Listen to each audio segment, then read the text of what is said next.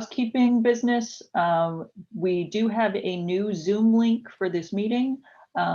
Obviously, if you're here with us on Zoom, you have found us. If you're aware of anybody else in the community who is having difficulty registering for the meeting, the initial agenda that went out had an incorrect link. There is an updated link in the revised agenda that has been shared. It's been shared broadly on social media.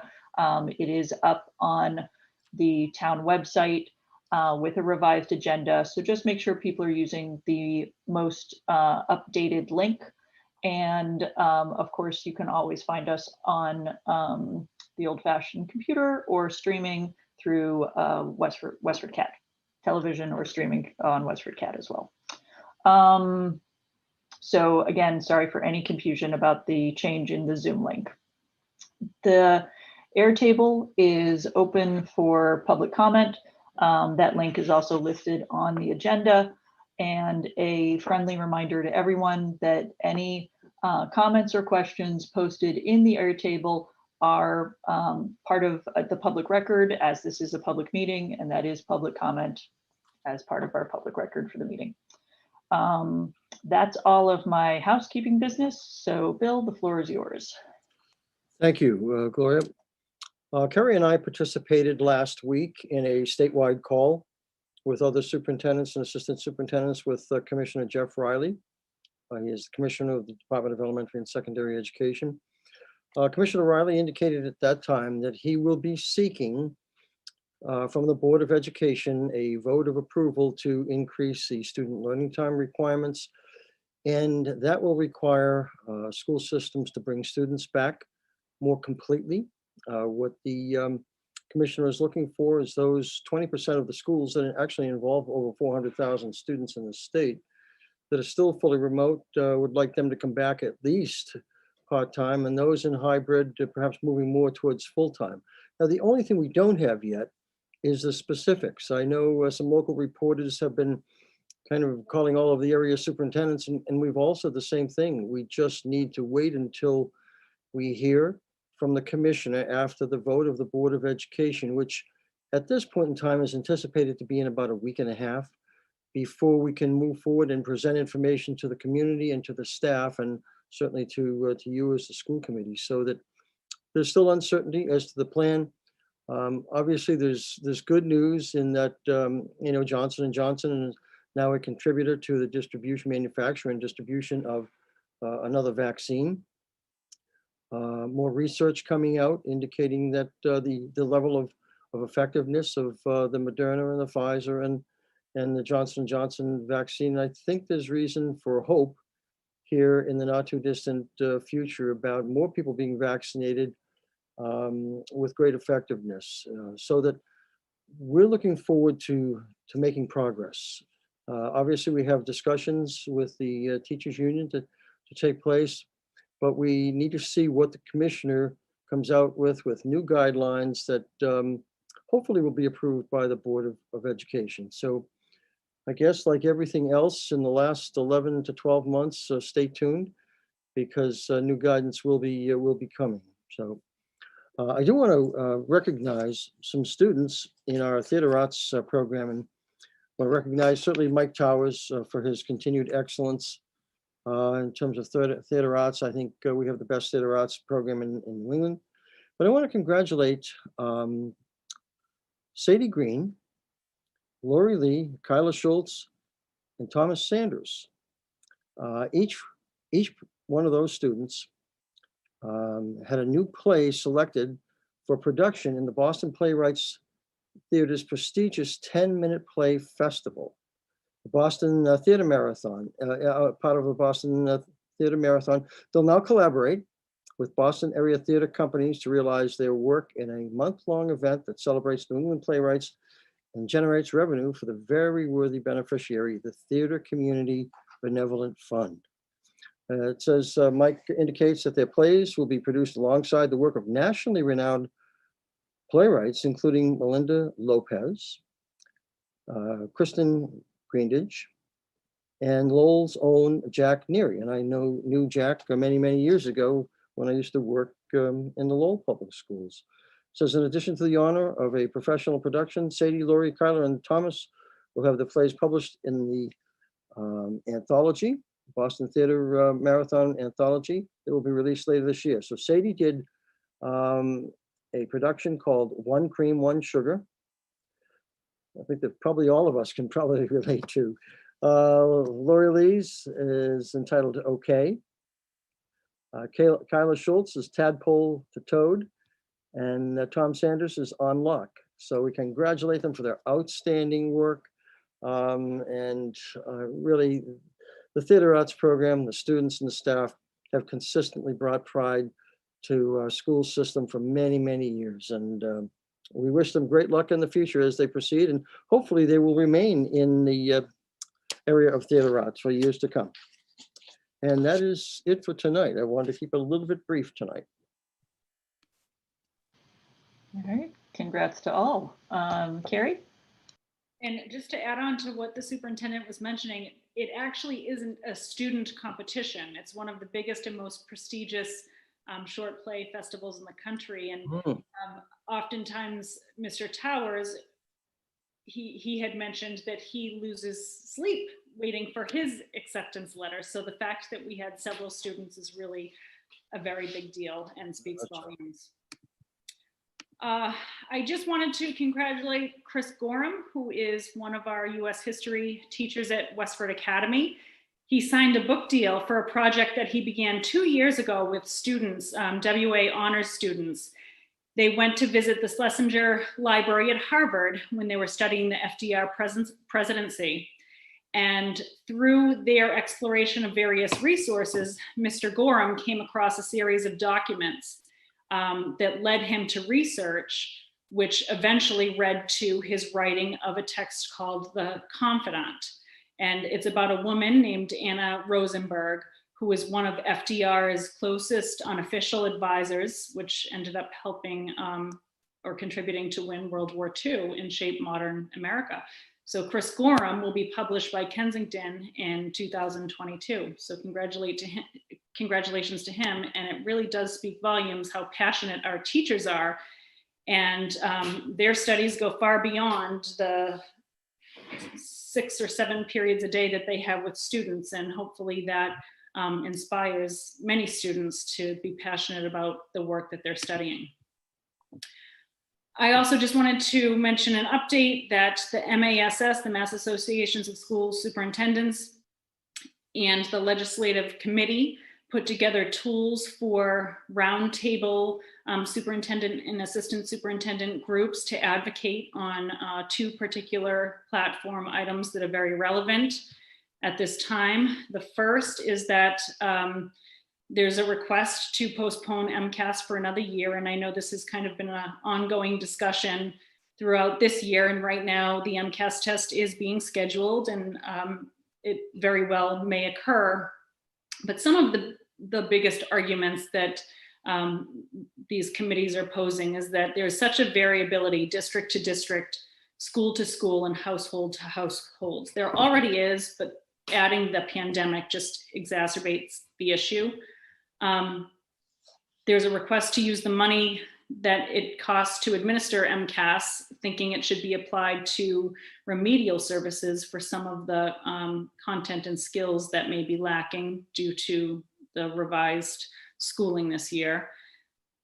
There's also the argument that there are skewed results from communities that were hit the hardest by the pandemic. So comparing district to district isn't necessarily relevant because of those variables. And then of course, the loss of instructional time by bringing students in to assess them on Mcas when we're trying to save all of that time for as much instruction, valuable instruction as possible. And then the other front is enrollment, and the governor's January 27th proposed FY22 budget consisted of a 3.3% decrease in student enrollment throughout the state. So of course the concern is that this is a falsely deflated number, and there's a push to instead use the October 1st numbers from 2019 and look at the October 1st numbers from 2020 enrollment for each district and take the higher of the two. So we're using those tools as we meet with surrounding areas in our roundtable, and we'll continue to push in that direction, and hopefully there's some movement at the state level. Thank you.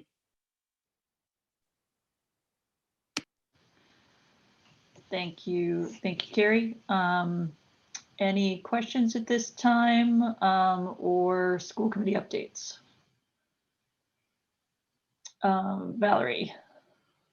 Just wanted to share that I successfully online registered my youngest through the new kindergarten process that went live last week. So bittersweet, but smooth process. And I just wanted to appreciate all the behind the scenes work that was flexible this year to kind of get that online process going. And looking forward to the in-person appointment with the paperwork that's next week or so.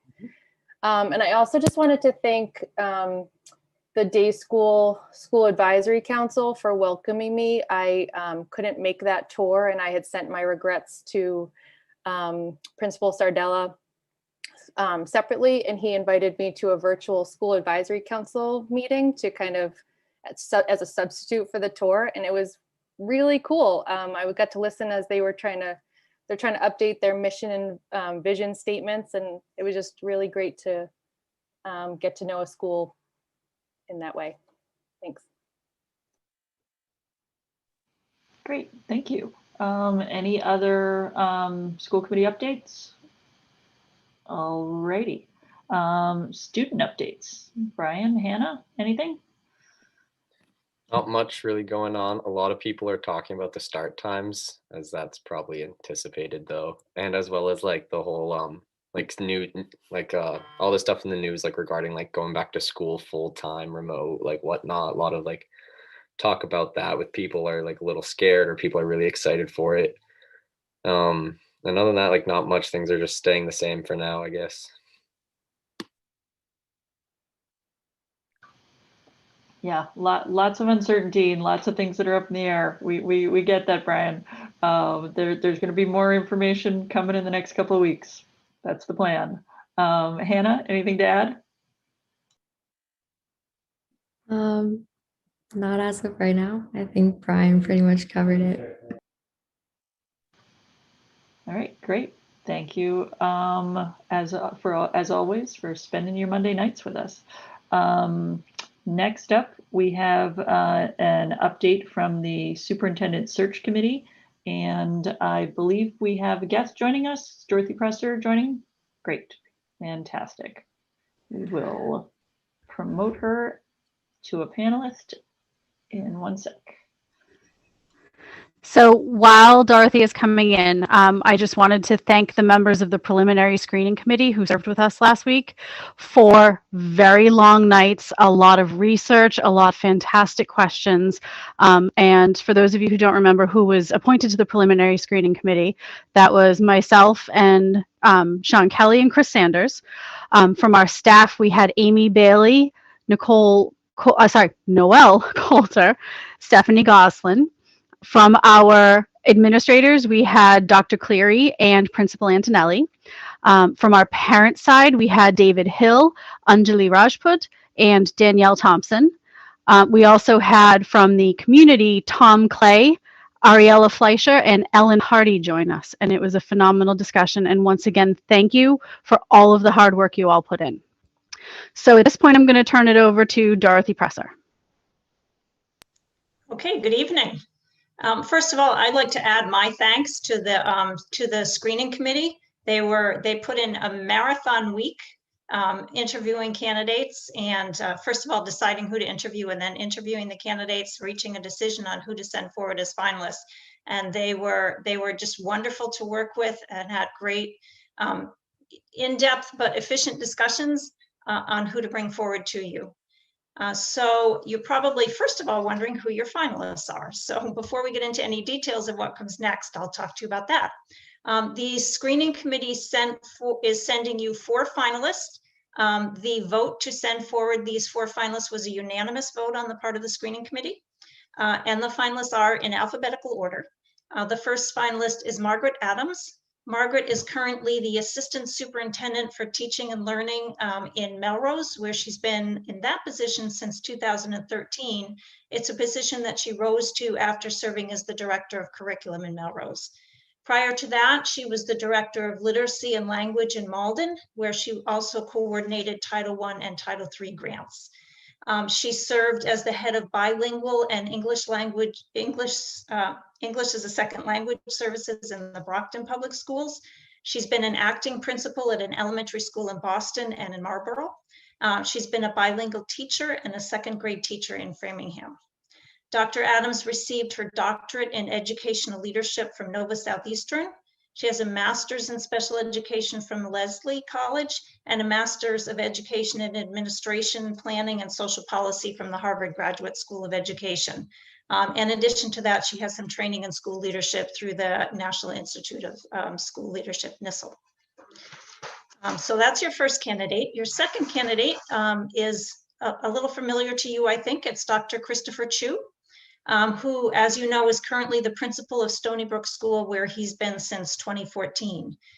Prior to joining you in Westford, he was the academic headmaster at North Middlesex Regional High School, and before that served as assistant principal of the Hawthorne Brook Middle School in Townsend.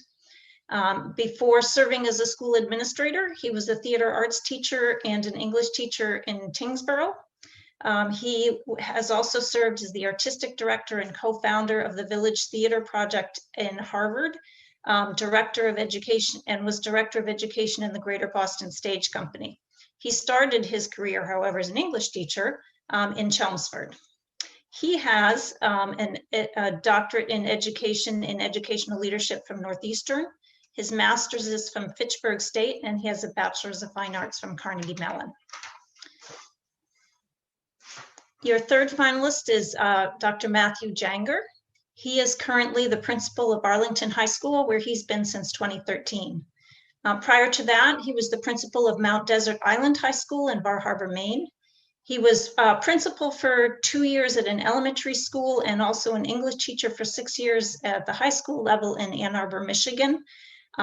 He at the University of Michigan, where he was in graduate school, he served as a research assistant, a facilitator, and a graduate instructor. He's been a research associate at the Policy Studies Institute in DC, where he did research on a number of topics, including school reform, school and community collaboration, and homeless education, among other topics. And he's also served as an independent consultant. He has a PhD in Educational Foundation and Policy from the University of Michigan, an MBA from Yale, and his Bachelor of Arts is from Williams College. Your fourth finalist is Dr. Michelle Shannon. She currently serves as the Executive Vice President of Client Services for the New York Leadership Academy. In addition to that, does extensive work in consulting and various organizations around data and around instructional improvement. She's also worked as a facilitator and a coach and a consultant in those areas. Prior to that, she worked in the Boston Public Schools as the chief of schools, responsible for instructional improvement across 128 schools, among other responsibilities.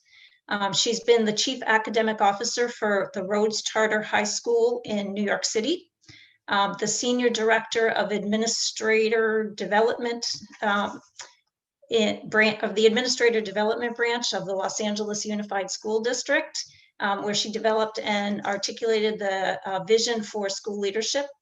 And she also was a founding principal of the Pathway College Preparatory School for the New York City Department of Education and an assistant principal at a New York City high school.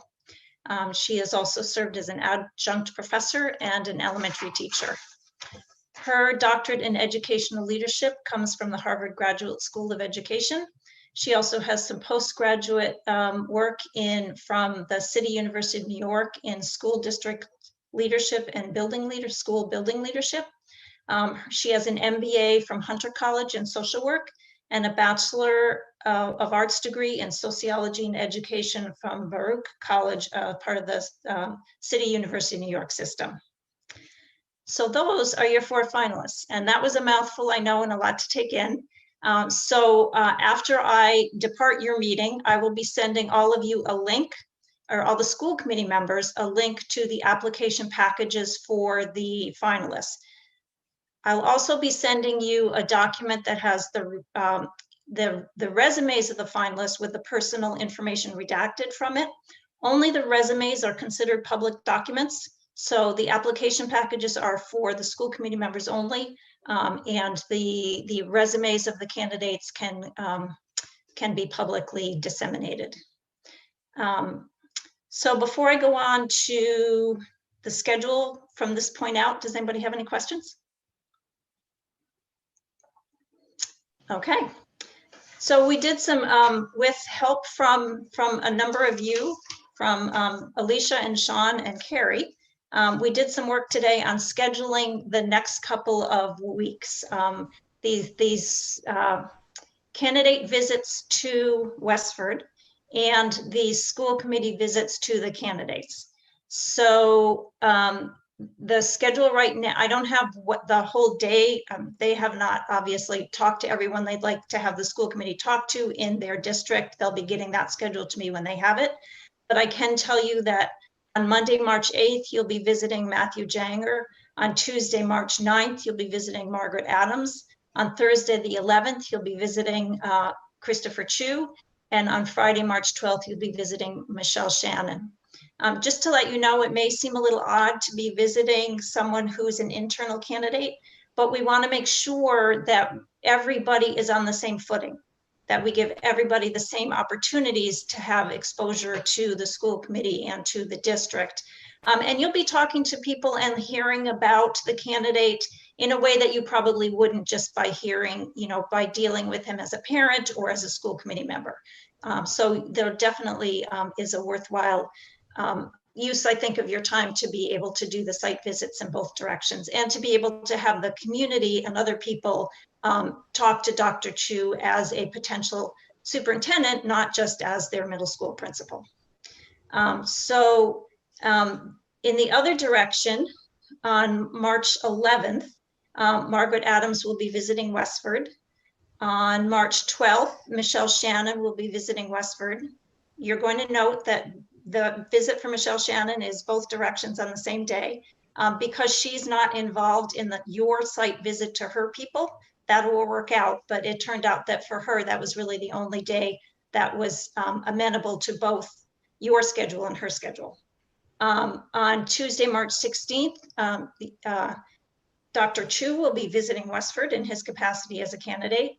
And on March 17th, Dr. Janger, Matthew Janger, will be visiting.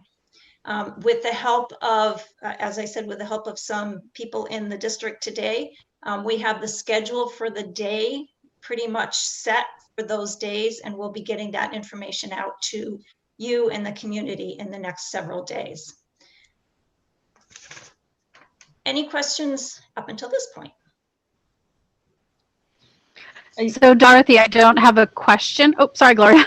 No, I don't have a question, but I just wanted to share with the public that as soon as we have all of the links and dates and times for the public-facing meetings with the candidates, the meet and greets, and the interviews with the school committee, those will be put on our website in the same place that the search information was, and we'll make sure we send out an email. And for the public meet and greets, those start on the 11th, I believe. Yep. Okay. Those start on the 11th. So they're not, the public meetings don't start this week. The public meetings start on the 11th, and that information will be coming to you in the next day or so. Yep. And the other thing that we do for people who interact with the candidates when they have their visit to Westford is give a feedback form. So you'll be able to provide your feedback about the candidates to the school committee. The one thing I do want to talk about is when the school committee is doing some reference checks and talking, with the candidates on their site visits, you'll be getting a lot of information about the candidates. We highly recommend that you keep that information for discussion at the school committee table, that it not be something that you're talking about to each other, or talking about within the community. those conversations that people have with you, they'll consider that you're taking that information in your capacity as school committee members to make your decision, and they will be a little less anxious to talk to you if they know that that information is going to be sort of publicly disseminated. You also at this point sort of hold something very important to the candidates in your hand, which is their career.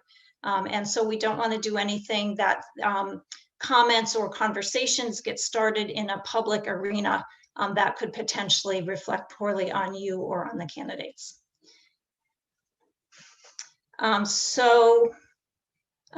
As I said, when we get to the end of this meeting, or when I get to my part of the end of the meeting, I'll be sending you the links and the redacted resumes, and I'll also be sending you a site visit guide, which should give you some thoughts about the site visits. When you have the site visits to the candidates district, you'll be meeting with different groups, maybe teachers and parents and other administrators and so forth, and just having a conversation about the candidates and learning more about them, their leadership style, what they're like to work with, what they're like to work for, and so forth.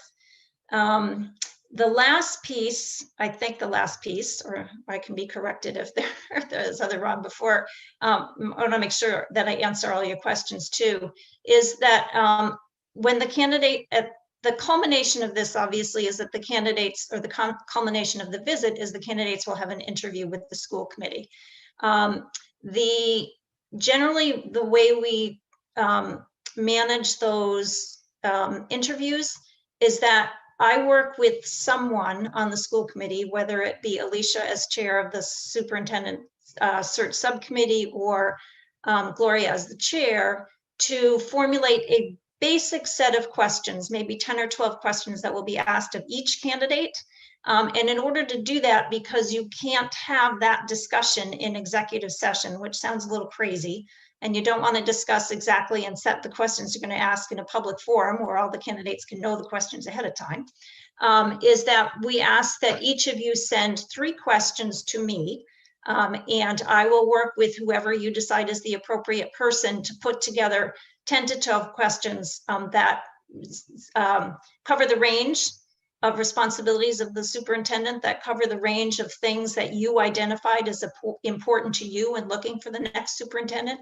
And that allows, in an interview, which we generally say would last about 75 minutes, a chance to ask those questions, ask some follow-up questions, or ask questions that are appropriate to an individual candidate that may not be appropriate for all candidates. Does that make sense? Okay. So we've got some time for that, but I would like to sort of set a deadline for getting those questions to me so that we have time to put them together. So if your first interview is on the 11th, oops, did someone have a question? I almost took out last year's calendar there. If your first interview is on the 11th, if you could possibly get those questions to me by the 8th, Monday the 8th, that would give plenty of time for us to be able to put things together. And the other thing that I can do to add to my list of things I'm going to send to you is send you the questions that were asked by the screening committee. Not that you can't ask a similar or the same question again, but just so you know what was asked of the candidates already. What questions do you have for me?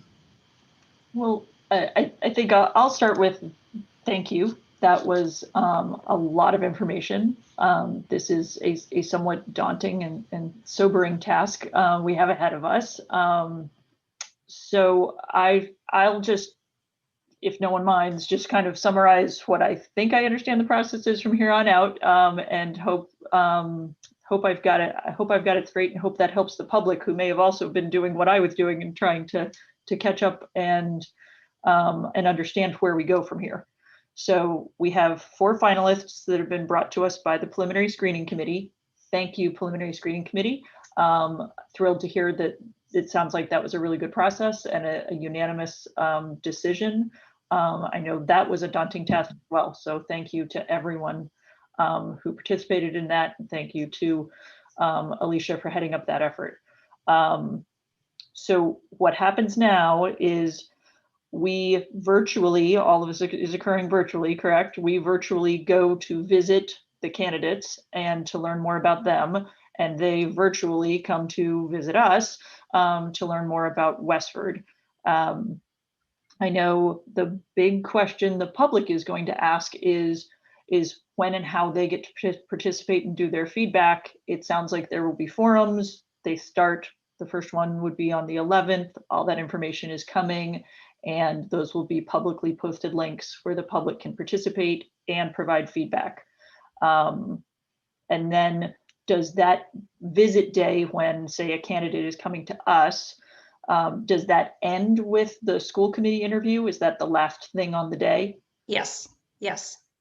And that, again, to reassure the public, that is a public interview. That is an open meeting. It will be posted. Anyone can attend. School committee may be asking the questions, but it is all done publicly. None of this is done in an executive session. Correct, correct. Just felt like I had to clarify that for myself and for anybody at home whose mind might have been racing as well. There's a lot that's going to happen in the next couple of weeks. Other questions from the committee? I think it's So hold on one second, Gloria, before we get to the next question, the final deliberation, the final discussion we have on all four and the vote is also a public meeting. And all of those meetings will be posted.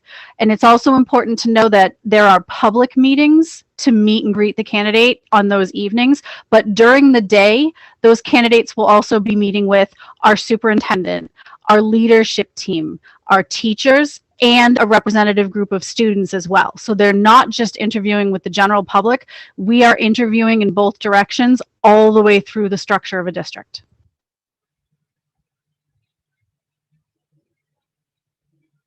Avery? I guess my question kind of then is sort of leads from Alicia's, is should we as a school committee then be available all day, the 8th, the 9th, the 10th, the 11th, the 12th, the 16th, the 17th? Or is that something that's coming? So, so the school committee generally does, so for the 8th, the 9th, the 11th, and the 12th, the more you can be available, the better. But Okay. if you can't be available, then you count on your colleagues to cover, cover and fill you in. When the candidates are in Westford, really the only obligation that the school committee has is for the interview. And particularly when the candidates are talking to the superintendent and the leadership team and the teachers, those are really meetings just between the candidate and those people. The school committee, you may sit in on the community meet and greet just to watch the candidate interact in that way, but that's more optional than obligatory. Okay, thank you. Valerie? Just to clarify for everyone listening, the opportunities for the community, you said like the meet and greet and then the interview part with us. I assume the interview part with us is in the evening, but I just wanted to clarify if that public meet and greet is daytime or evening or what, just so people, I know we don't have times yet published, but. Yeah, well, we're planning on it being in the evening just shortly before the school committee interview, so that as many people are out of work and able to participate as possible. Thank you. Just curious. Thank you. Yep. Yep. Any other questions about where we go from here?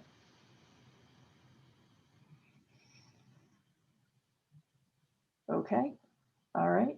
Thank you. Okay. Well, you're in the home stretch, the final sprint. And I think the one thing that we didn't say, Alicia mentioned the deliberation, that is scheduled right now for the 18th, Thursday, the 18th.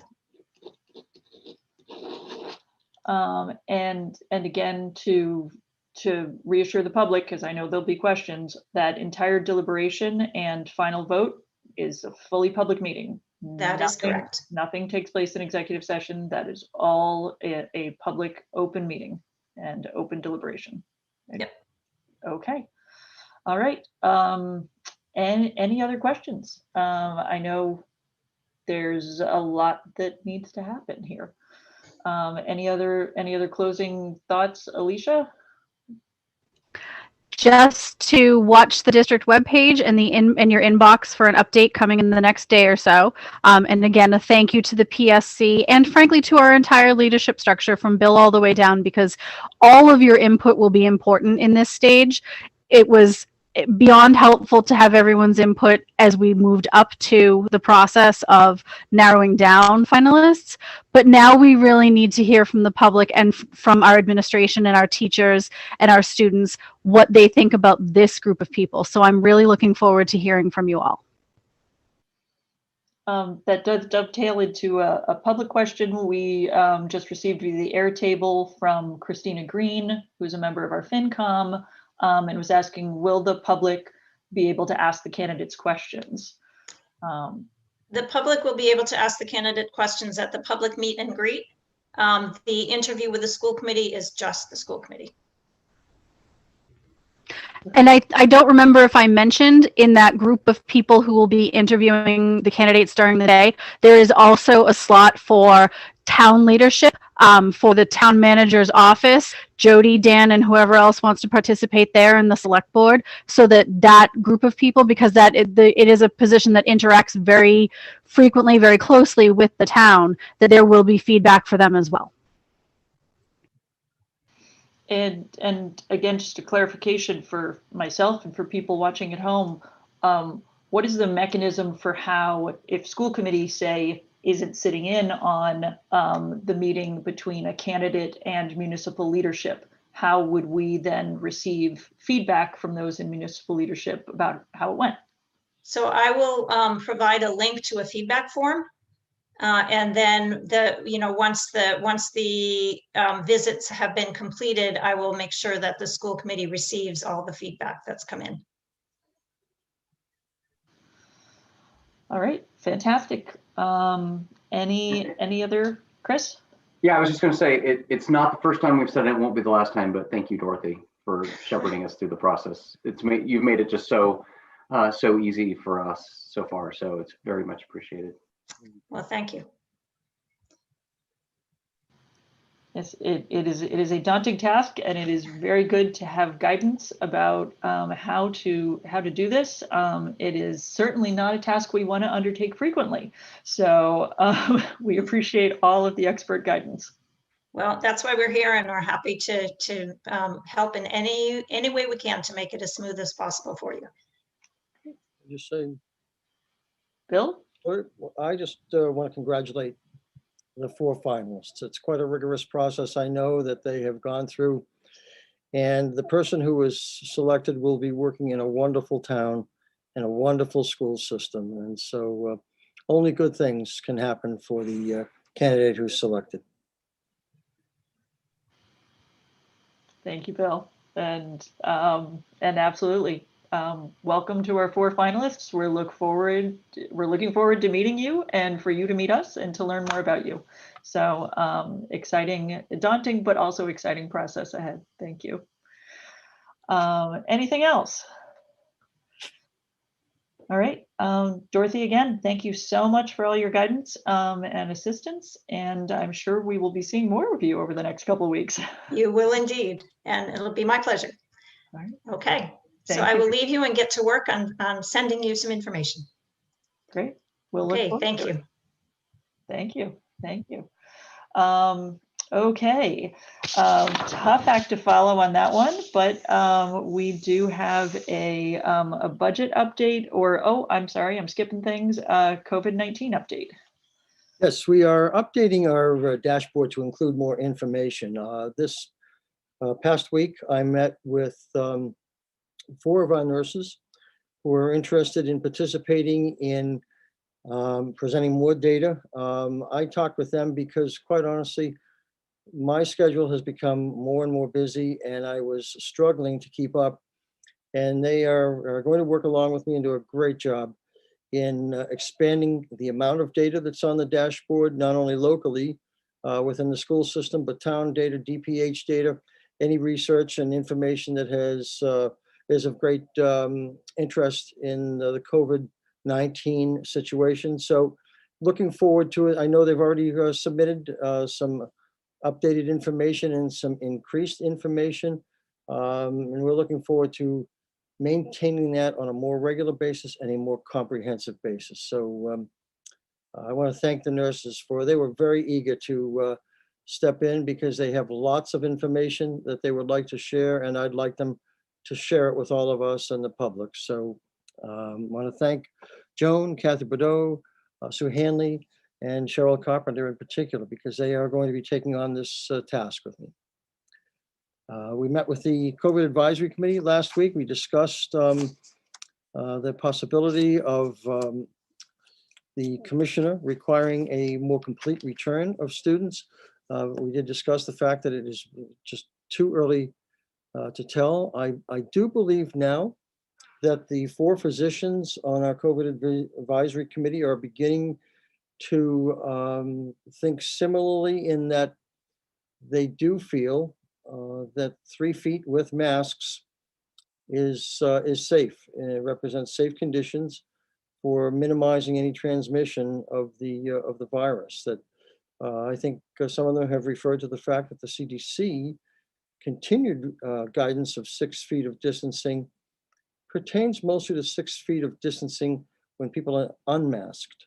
And so there's a lot of room for interpretation on various guidance documents. There's been some confusion across the country. We were all expecting a week or week and a half ago the new updated guidance from the CDC, and the new updated guidance seemed to be the same as the old guidance from the CDC. So just know we continue to have an outstanding COVID Advisory Committee who is providing us with lots of information. We have a couple of different folders in terms of medical research and school operations, beginning to share that with the union leadership and our staff. And we'll share some of that with the public also. So that's all I have for COVID tonight. And those of you who are on the committee, if you wish to mention anything else, please feel free to do so.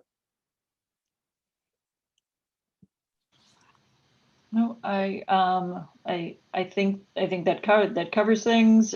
We greatly appreciate the advice that we have been getting from the COVID committee. I think we are reaching a point where it is important to kind of pivot that and start to share more of that information with the community so that they can see the guidance that we've been receiving from our local medical professionals.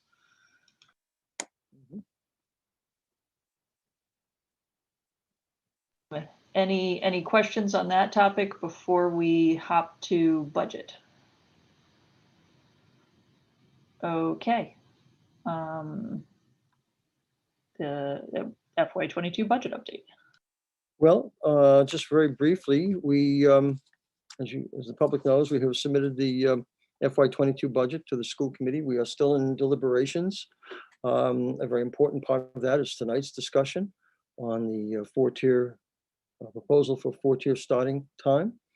I will say that our budget at the present time, with the incorporation of the 4-tier starting schedule, is still almost $442,000 above what the town manager's anticipated appropriation will be, and I'll get into that in just a moment. So that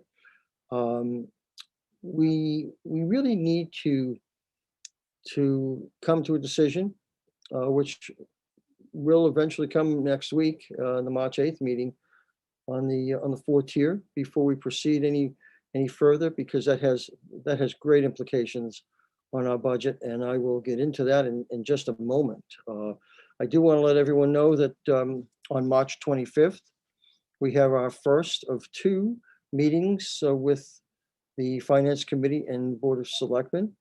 The next meeting is scheduled for 2 weeks later, on April 8th. We generally have had 2 meetings with them. We have been receiving questions. At the present time, we will be answering them as completely as we can. And we'd like to, quite honestly, encourage the FinCom members to meet with us remotely, also if the liaisons to the school system, so that they can have just a little bit more knowledge about the budget. I will be doing, in another couple of weeks, the second half of the School Finance 101 presentation, which will focus on expenditures. And so hopefully that will be helpful to the FinCom, the Board of Selectmen, to all of you, and to the public also. So no specific numbers tonight, Gloria, but just a little general direction on where we're going. It's helpful to know where we are in the process. And I know this dovetails and leads into the next topic, specifically addressing the 4-tier transportation proposal. But are there any general budget questions before we shift gears to that? No bus gear, pun intended. Avery. Oh, I guess Bill just mentioned that the FinCom had submitted some questions, and I'd love to see those at some point. And are the school committee, are we going to submit another round of questions at some point? And what is most helpful or not helpful for the administration to be able to field those questions?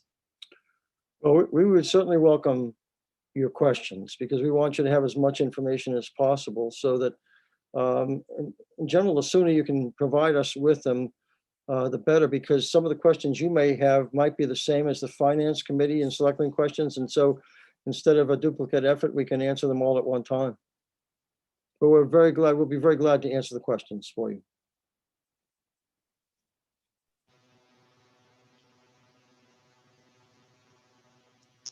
Are you on mute, Gloria?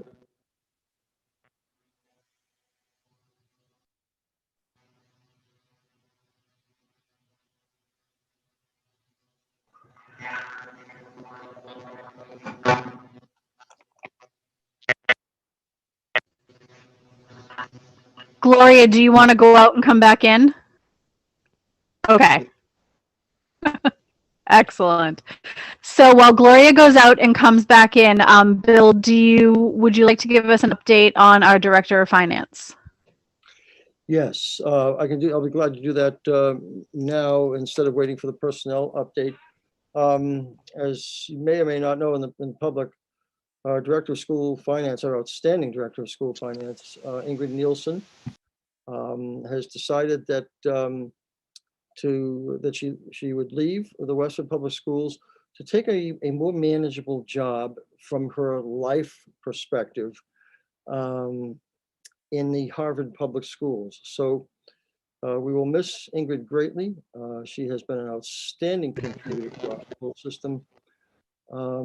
But sometimes people make decisions that are based on the importance of their being able to conduct their life in a manner that is consistent with what they expect and their family expects. And so this job, I think, was to the point where I know Ingrid was spending lots of nights and days and weekends here, particularly throughout the summer.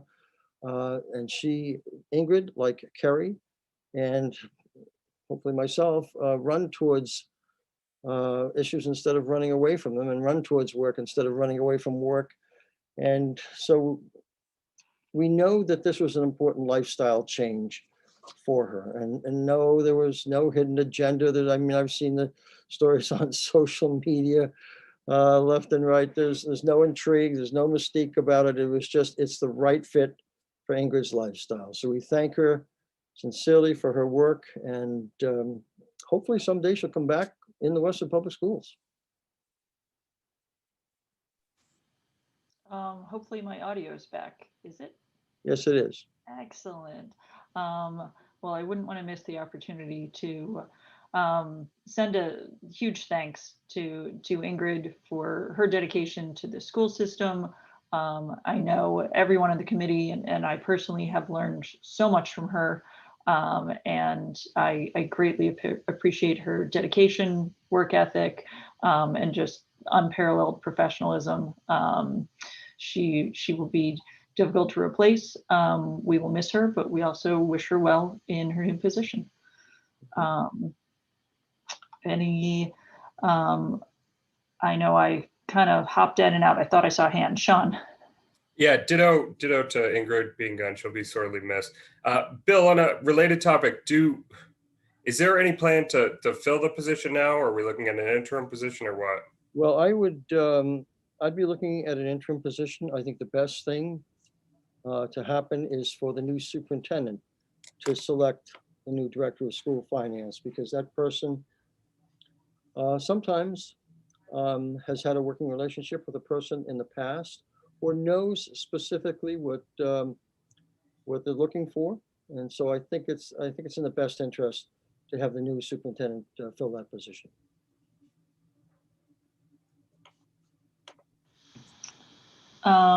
Any other questions? Then I suppose we are on to 4-tier busing. Before we even launch, if it's okay, Bill, I just want to set expectations from the start. We had previously discussed whether or not this would be voted on this evening. It will not be voted on this evening. The administration's proposal has changed.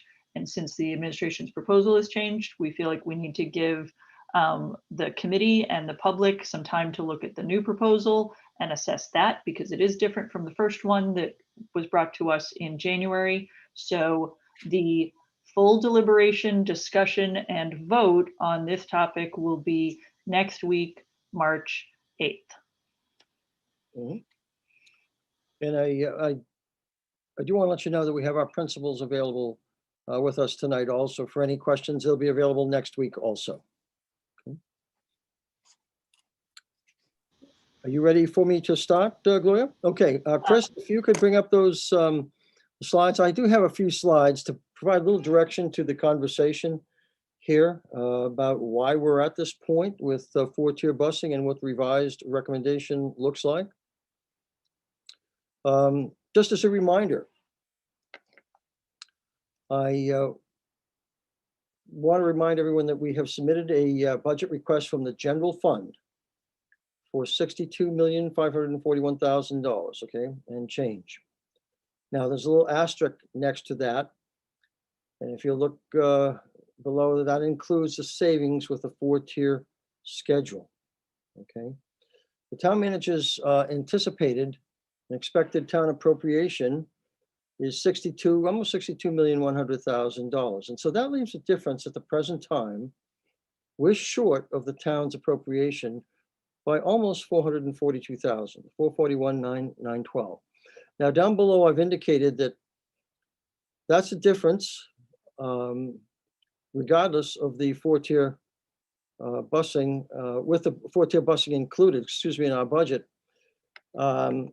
And our 4-tier savings is $444,174. So what I'm trying to show here is if we don't have a 4-tier start time, with that savings factored in, we are back at about a $900,000 shortfall.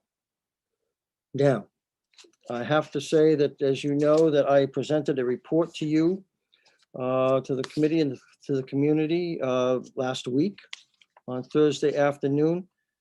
And the context of this potential shortfall of 888 is on top of 3 successive years of budget cuts because of appropriation levels. And this is not a complaint against the town. The town's revenues have been declining for a while. So Chris, if I can have the next slide. You know, this is the slide that I presented in my school finance discussions from Dan O'Donnell. You read it right to left, not left to right, but right to left in terms of the line graph. And you can see that the new growth that is added on to the 2.5% increase to the tax levy in any particular fiscal year is quite variable. And that's one of the problems with municipal finance, is that there are so many unknowns in terms of revenues. Now, when you look at the revenue associated, the new growth associated at around fiscal 2015, the high point, a lot of that growth oftentimes is associated with residential development and therefore increasing costs to the community, not only the school system. So it tends to generate the requirement for more services. But then look what happens. From fiscal 2015 down through almost 2019, a great precipitous drop in new growth for whatever reason, okay? And just a slight increase over the last few fiscal years, but now a drop again going into fiscal 22 that has been exacerbated by the significant loss of federal, state, and local revenue as a result of the COVID-19 pandemic. Chris, if I can have the next slide. And I'm sorry to repeat these for some of you who watch the Finance 101, the School Finance 101, but this is very important. This is at the heart of the matter here. Over a period of about 8 to 10 years, we averaged about 3.3% in terms of our annual increase from the town. But look what's happened in fiscal 19, 20, 21, and now 22. Keeping in mind that in 3 fiscal years, 18, 19, and 20, we had a 0.9% increase, but that 0.9% increase, as you can see, is the light blue shaded area, was the funding that was passed by the override. It was split into 3 equal prorations over 3 fiscal years. And so when you look at the addition to the base, it was basically 1.7 in 19, 1.9 in fiscal 20. Yes, there was that additional money, but it was devoted specifically to unit A salaries. And then 2.4% in 21. And now it's down to, it's actually precisely a 1.47% in fiscal 22, one of the lowest appropriations we've ever had, but once again reflective of the great damage that the COVID-19 pandemic has done to revenues across the nation, not only to private corporations, but municipalities and governments at all levels. Chris?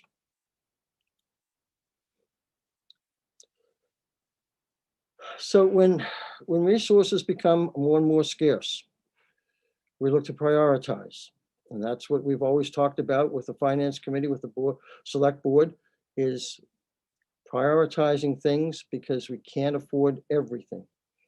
And in talking with all of the stakeholders, in terms of the school committee, leadership team, the teachers at all grade levels, the town and school safety task force, the school improvement plans, our strategic plan, and a variety of documents. These were the common priorities that came from those stakeholders. First and foremost was the maintenance of class size at the school committee guideline of 22:1 for grades 1 through 5 and 25:1 for grades 6 through 12.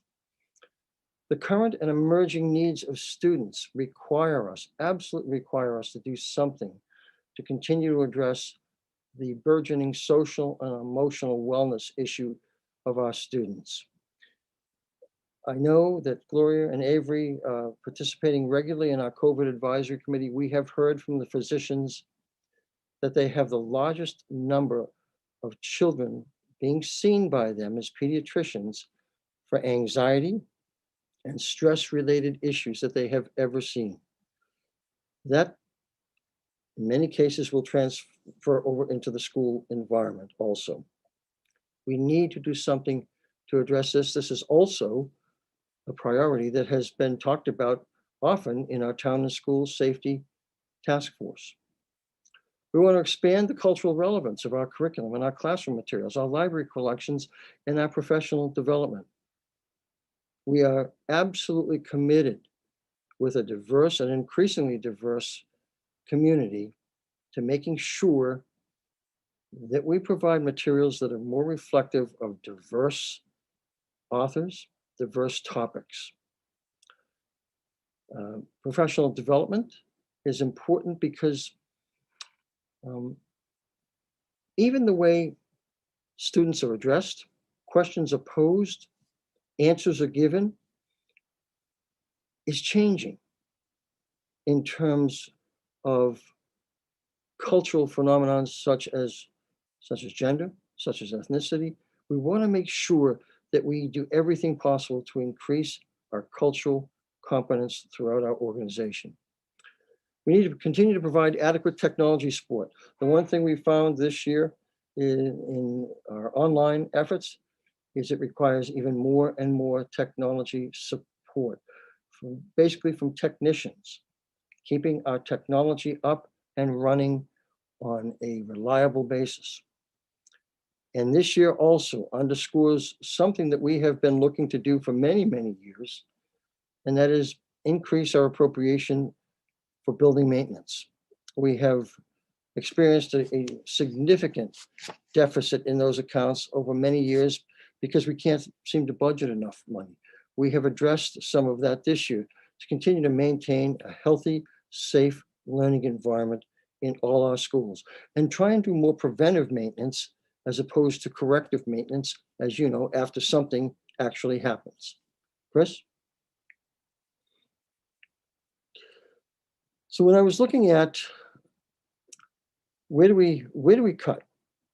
Where do we reduce the budget and to meet the town's appropriation, or at least to get as close as possible at this point in time? And where might we need to look in the future? Well, we might need to reduce staff and programs. After 3 years of budget reductions, we don't have many places to turn. Over 90% of our budget is in salaries and salary-related items.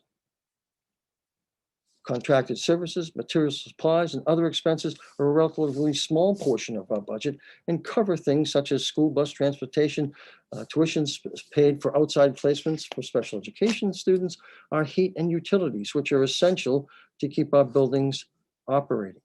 Keeping in mind that we have not increased the materials and supplies allocation for instructional supplies for about 8 years now. But in that time, if you look at the Bureau of Labor Statistics, CPI, as it pertains to educational materials and supplies, that increase has indexed up about 37%. So the purchasing value of every dollar we budget now is significantly less than when it was about 8 years ago. Now, the second option is to reduce and modify ancillary services. There aren't too many places to turn here except, for example, school bus transportation. As you know, transportation is not required according to Massachusetts statute for all students. The statute says specifically that we are required to transport students in grades kindergarten through grade 6 who live more than 2 miles away from school and for whom have to walk a mile or more to a bus stop. Now, most school systems eliminate the mile or more walking to a bus stop, okay? Because we're not going to have, in a town like Westford, children walking that far to a bus stop. So most school systems, along with ours, use the benchmark of more than 2 miles. There is no requirement for us to transport students in grades 7 through 12, but many years ago, and consistently since that time, school committees have made a choice to fund transportation for as many students as possible because this is a very busy town. The amount of traffic has increased, minimal sidewalks, although that has been increasing as a result of the great work of some of the town's committees, focusing on sidewalks and improvements, but it's still the most important and safe way for children to get to school and back home. The other way to offset a budget deficit is to increase fees to parents and students. Parents, I mean, they're probably responsible for paying most of the fees. Perhaps some of the students do that through part-time jobs on the weekends or perhaps after school hours. The problem there becomes how much is too much in terms of fees. You know, we hear a lot about property taxes increasing. Well, keeping in mind, once again, one of the reasons for that is because the incidence of taxation is borne very heavily by the homeowners in this town because over 80% of the tax base is residential in nature, with far less being commercial and industrial. Next slide, Chris, please. So here are two schedules. Here is the current schedule that we have. And the bottom proposed 4-tier system is a revised schedule from the January 11th, presentation that I made. On January 11th, I had grade 3 through 5 going first, followed by the high school, followed by pre-K through 2, and followed by 6 through 8. Now, we heard from a lot of you that night and thereafter about the fact that it was difficult and would be difficult if you had elementary children, to bring them to the bus stop and go to the bus stop in the afternoon with over an hour of separation. In the first schedule, it was about an hour and 20 minutes of separation. So I took that into effect, met with the leadership team, and we are proposing a pre-K through 2 start at 7:40. That's a little bit different than what I had originally proposed, also as 7:25. I've looked at it again. I think I can stretch it to 7:40 as a start time with a 1:45 end for the pre-K through 2. 3 to 5, as you see, would begin at 8:10, go to 2:15. Very similar schedule to what they have now. The 9 through 12 would be the next students arriving at 8:35 to 2:55, and then last is a 6 through 8, 9:05 to 3:25. Now, some people have said, why are you making grades 6 through 8 go last? Well, 9 through 12, the reality of it is athletics does play an important part in the lives of students and after-school activities. Scholarships are extraordinarily important for parents and for students. In some cases, the only way that they can afford to attend college. Most of the schools in the dual county who have high schools getting out 2:30 and beyond have to have their students dismissed early. Now, we have configured a schedule at the high school, which I'll show in a few minutes, that makes it a little bit more conducive for this to happen. But what this 9 through 12 slot of 8:35 to 2:55 has done is allowed us to reconfigure the nature of the school day at the high school. So Chris, if we can go on to the next slide, before we get to the new blocks at the high school. So what does the 4-tier start time result in? First of all, a budget savings of $444,000. Allows pre-K to 5 students to start early in the morning. Now, some people are not in favor of that, but in talking with the leadership team, more parents are likely to bring their K-2 students to a bus stop than perhaps the 3 to 5 students. And that's why we positioned the K-2 students starting, the pre-K through 2 students starting first. Okay. Keeping in mind that the research that was conducted, that I cited in my report, that Dr. David Souza, in his research paper, The Impact of Circadian Rhythms of Schools and Classrooms, did that research in October of 2011, indicated that students at earlier grade levels are ready to learn at a commensurate level with those adolescent peers an hour later. So at 7 o'clock, 7:30, 7:30 in the morning, a younger child is as prepared and ready to learn as an adolescent would be, for example, at 8:30.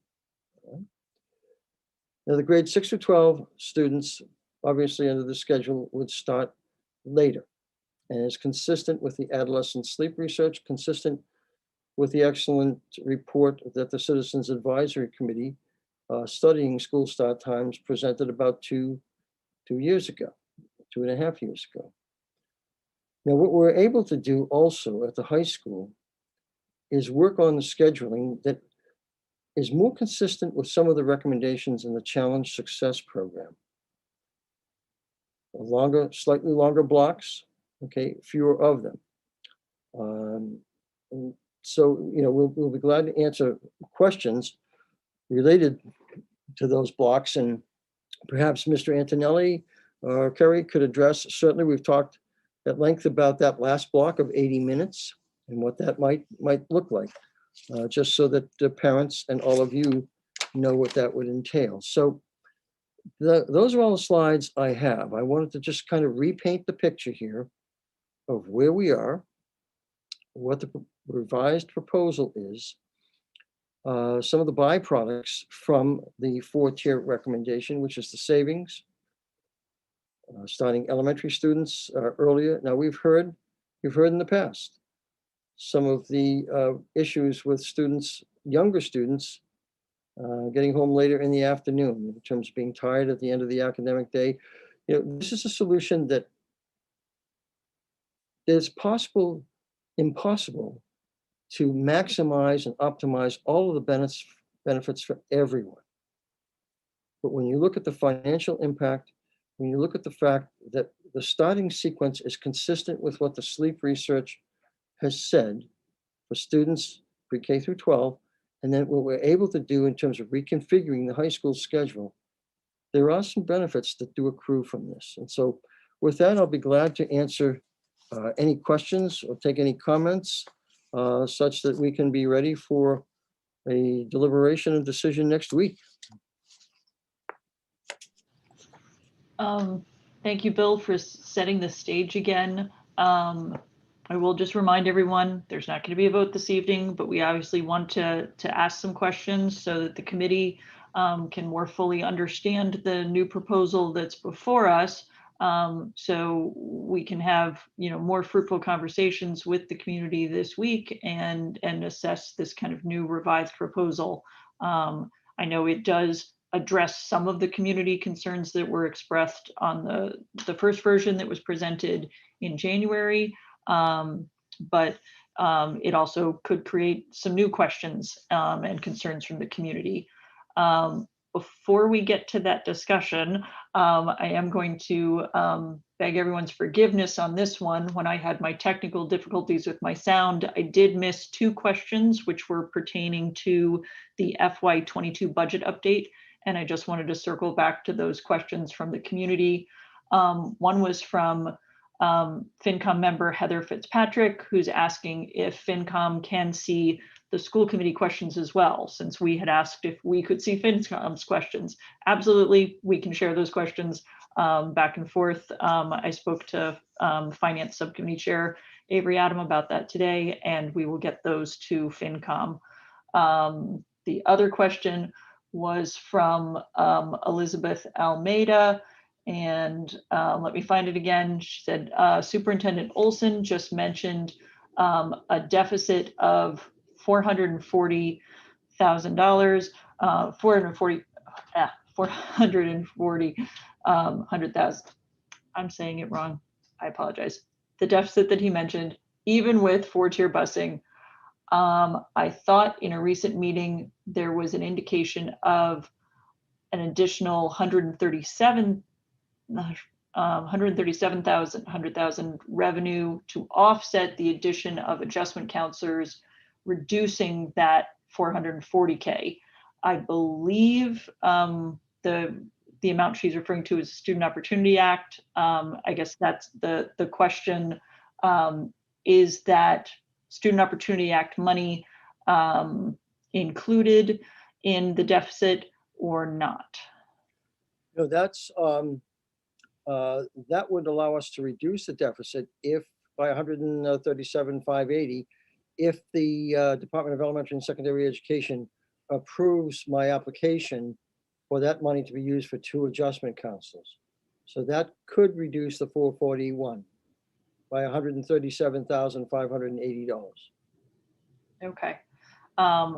Just wanted to check on that. I suppose I'll add a clarification just for reminder for the community that last year we had anticipated that same exact amount from the Student Opportunity Act. It is subject to appropriation. Last year that was not funded. This year we certainly hope that it will be, and we'll be submitting that application again.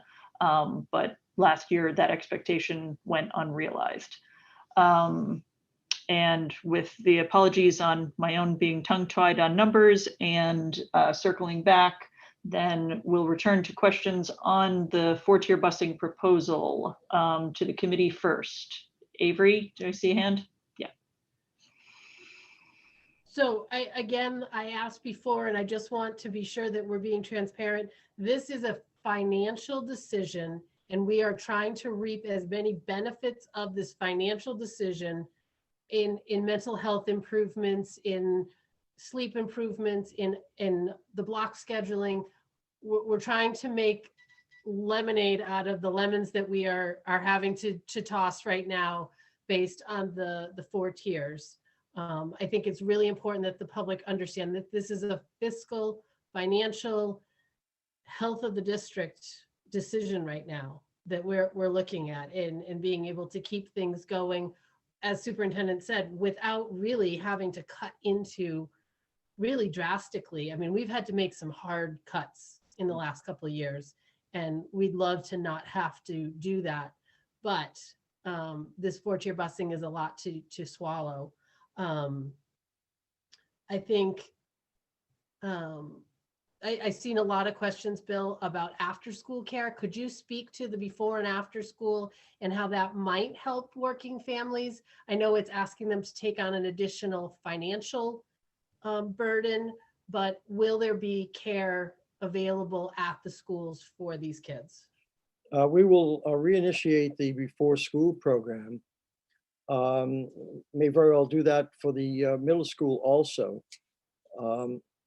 In terms of the after school care, Avery, working with the recreation department, I need to speak with Rodenbush, with Kids League.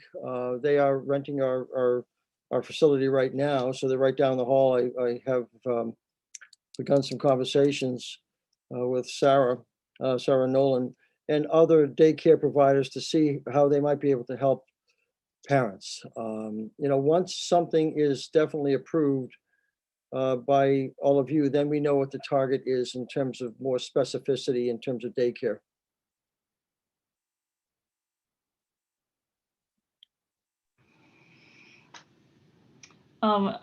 Another question I think we've seen frequently, Bill, is with the middle school starting much later than what people are used to. I think normally when people are talking about the rec department in terms of before care and after care, they're talking about the elementary school. But now we've kind of got the middle schoolers in an interesting situation. And, we often talk about how, I can't remember who coined the term, but that a 6th grader is just a 5th grader plus 2 months.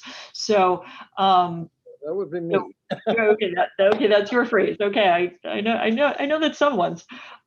So for parents who are thinking, how can I get out the door to work if a child that young can't necessarily get themselves to a bus stop reliably and on their own? What early drop-off options might there be at the middle school level? Because that's certainly something that would be new and unfamiliar to the community. Yeah, we would definitely, for example, open up the doors. I would say probably somewhere in the vicinity of 7:30 thereabouts. I'd have to talk with the principals more specifically about that, but we'd want to make sure that there was an adequate time frame for children to be at the school safely and allow the parents to proceed on to work. I would ask that you don't hold me to the 7:30 figure, but it will certainly be earlier than the start time, considerably earlier to the start time. I just need to have some more conversations with the principals once we know what the actual schedule will be. Yep, so certainly not trying to pin anyone down on specifics at this stage, but I do think it would be helpful for our next meeting to have the middle school leadership team who could speak to that issue, and certainly our elementary leadership team speak to some of the big changes proposed for our youngest learners and our impact on them.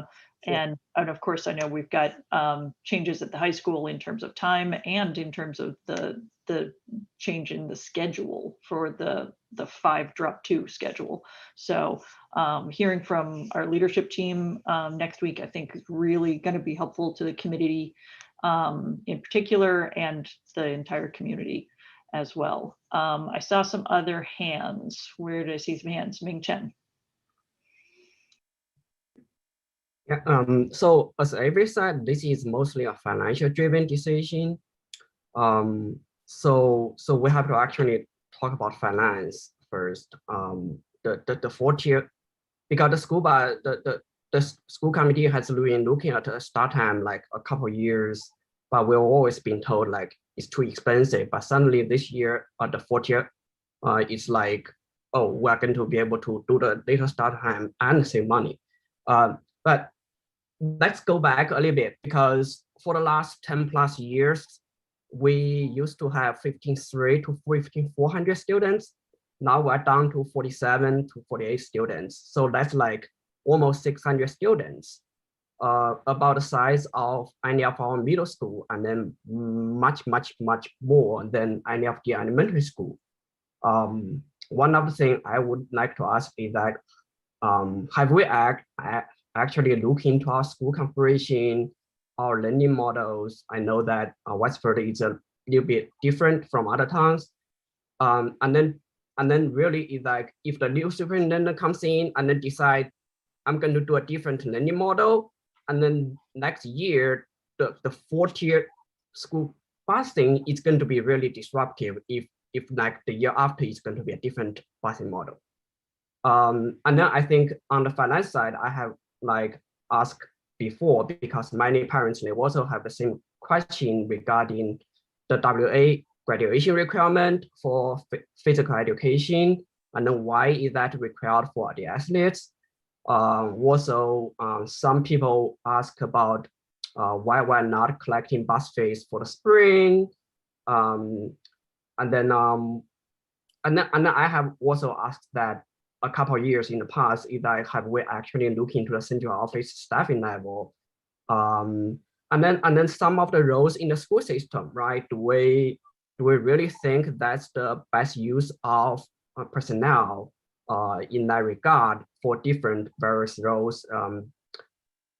Also, one of the things which I think are really important is like, whenever there is a retirement or resignation, we shouldn't just automatically think we should actually hire another person, because a lot of time you can scale by technology, you can scale by automation instead of scale by personnel. This is happening all over the world, so we should also be very creative about that. So those are all the things I really think that we should actually take a look at. I know sometimes it's uncomfortable.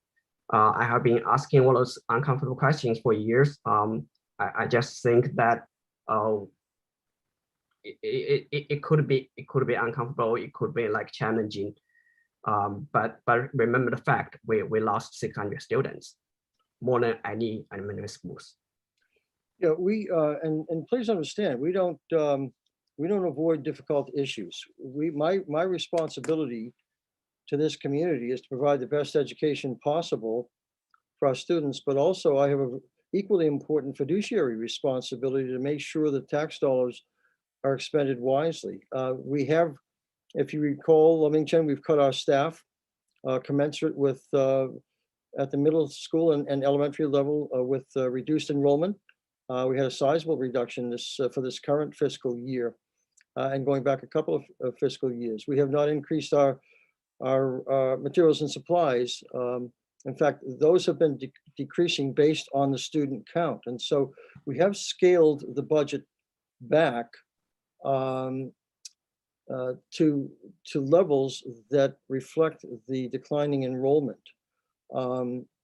So, you know, we have made difficult decisions. So one of the things that, you know, there are areas that we take a look at what is the core mission of a classroom teacher, and then who are the people sort of in a concentric circle model that impact students. And we take a look at all of those staffing positions. What role do they play? Okay, and you know, to address your comment, which is a very legitimate comment about if we have somebody retire or leave, can technology take that person's place? Well, we're seeing that play out right now in this school year in terms of what's the impact of a live teacher connecting with a student in person versus remote instruction. It's fine and works out great for some students, but not others. So I think we need to spend a little bit more time understanding what the role of technology is in educating children at varying grade levels. And so I don't mean to address your question by saying, no, we can't do it. But we have looked at all these things and we talked them through very carefully. I do think that the school configuration probably is one of the topic which should be taken seriously, given that we lost the population more than any elementary school. I hear you. It's at the high school level, it's the middle school level, it's at the elementary level. And so, you know, if it keeps declining in future years, do I think we might be closing an elementary school? We might. We're not necessarily at that point right now, but whether it's myself or anybody else in the superintendent's role in this school district, we'll take a hard look at what needs to be done in terms of scaling our costs down, but not compromising the quality of education to our students. That's first and foremost our responsibility. Yeah, I'm not certain of which year this occurred, but I know within very recent history, there was an analysis done on reconfiguring the elementary schools, and there was some questions raised about whether that would be possible. As I recall, one of the impediments to reconfiguring the schools from what we have now in terms of the K2, 3, 5 split to neighborhood K5 schools was the physical facilities, and that the facilities are kind of sized to the size children in those buildings. I'm misremembering what year that process occurred, but yeah. I know that in recent history. Yes, that was about 2 to 2.5 years ago. I convened a committee to look at grade level configuration. You know, the research has stated that no matter what your grade level configuration is at the elementary level, it really doesn't have a significant impact on student academic achievement. What has the greatest impact is a school of an elementary school of an appropriate scale and a reasonable class size, pupil-teacher ratio. Most of the debate in terms of grade level configuration is associated with grade 6. Does it belong as an elementary school or does it belong in the middle school grades? And that's kind of a split in terms of what the research has indicated. So there is no clearly defined research results that show that one grade level configuration at the elementary level is superior to another.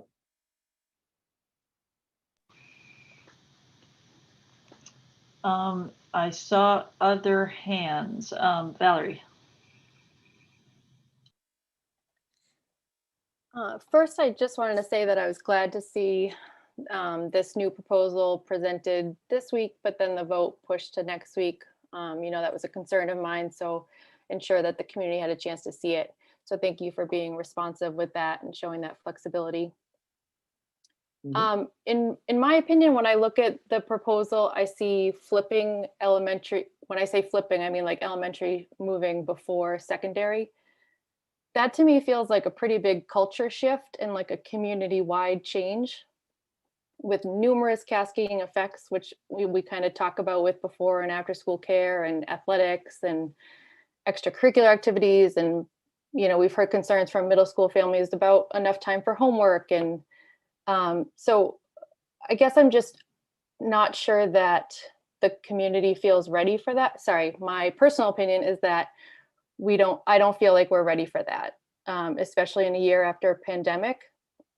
So if it feels like everybody just wants a chance to catch their breath, and if we need to if the 4 tiers is the recommendation for the cost savings, then I'd be interested to see a proposal that mirrors the current age ordering with high school first, then middle school 3 to 5, K to 2. I know it doesn't give the later start time for older students to have the later sleep, more sleep, and I'm not opposed to that research, but I think it would just be better rolled out if we could kind of take a year and do that slowly and reevaluate that next year. I had a couple specific questions after that.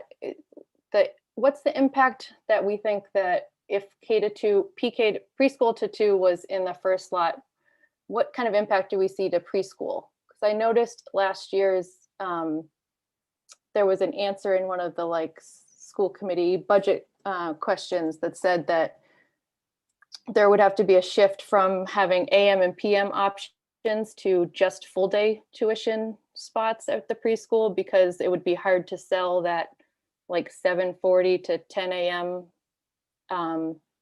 Tuition slot. So I was just wondering if there's going to be an impact to the preschool enrollment and revenue. Valerie, if you don't mind, I'd like to have Courtney join us for next week so we'll answer that. Great. And because the half day timing for that first slot is pretty rough. And as we know, we haven't always had enough spots for full day kindergarten for those who want it. So that 7:40 to like 11 a.m. start time, 10 a.m. AM session, and then the second session would be like 11 to 1:30. When I looked around to some other towns that have flipped the elementary before the secondary, I couldn't really find any that had both. Like I was trying to look for other towns that had done an AM and a PM with similar times, but the only town I could find that had done half-day kindergarten with this flip was Wayland. And instead of having 2 sessions, they only have 1, and they've extended it to 3.5 hours to be like from kind of 8-ish to 11:30, but that's their free half-day kindergarten. And then they also offer the free, the lottery fee-based full-day kindergarten. So if K-2 was approved to be in that early slot, I'd like to see what we could do to evaluate our kindergarten program because of those pretty tough half-day slots, half-day sessions. Okay. Valerie, I'm going to ask you a favor. Could you email me the specific questions so that we can provide you with the specific answers to those Yep. questions? Yep. Okay, that would be helpful. Other questions? Sean? Bill, could you just spend some time explaining again why we wouldn't want to just use school choice funds here, right? Because we've used school choice funds in the past as kind of a Band-Aid to issues like this. Yeah, we, first of all, we will be using school choice funds to some offsets for the remainder of this current school year.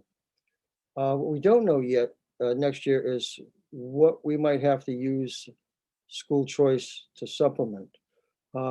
If, for example, we are back in school, which we have based this budget on full time, we're going to have students in and buses running.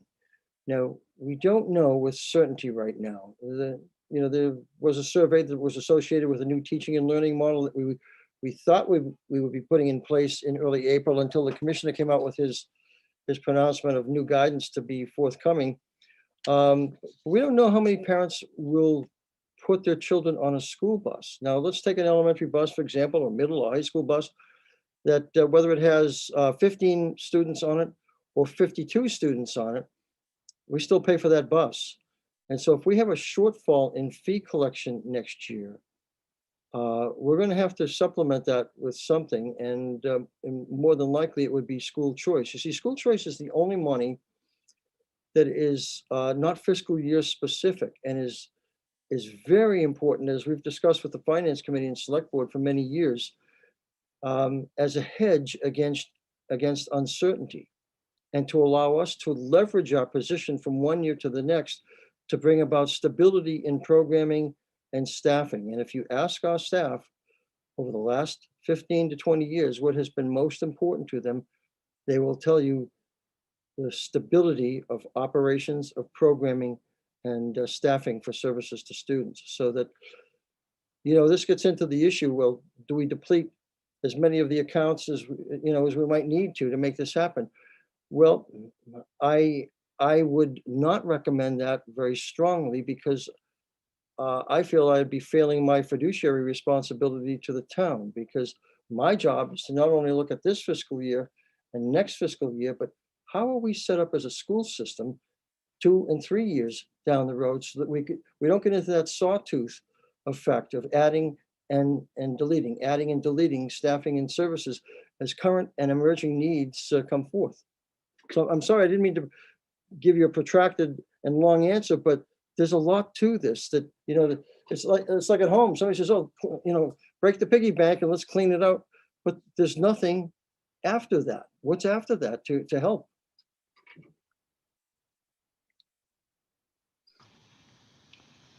I saw some additional committee hands. Chris. Thank you. Yeah, I mean, I'm going to back up a little bit, and I think agree with a lot of what I've heard from people both on this committee and in the public, which is, you know, we have the separate issues of the budgetary concern and then the logistical approach to the busing. And, you know, I do, as Ming-Chen said, I think it makes sense to separate those as much as possible. Looking at the budgetary impact and this approach to change to 4-tier busing, I think it, you know, I said it at previous meetings, I applaud the creativity. I think, you know, the attempt to try to not cut direct services is something we want to honor. And this is one way of doing that. So I definitely, you know, I'm in favor of giving it real serious consideration just because it doesn't cut those direct services. I think another big issue is sustainability. We have to be careful that whatever cuts we make are sustainable. This is one that presumably could be. But I also think if we continue to have years that like we've had where town revenues are down, we have to look at other things. You know, we have to look long-term at those ratios come up a lot. We have to look at whether across the board those ratios are you know, necessarily what we have to do and want to do going forward. But you know, I think we've stuck to them for good reasons and wouldn't want to depart too much from that too quickly. So that's the budgetary side. Now the logistical, as far as how do we do 4-tier busing, or what, you know, somebody has to go first, somebody has to go last. I think it's Bill's how you put it. And listen, there's no, as you know, there's no bigger advocate for getting our older kids later start times than me. You know, the science is in, there's no question.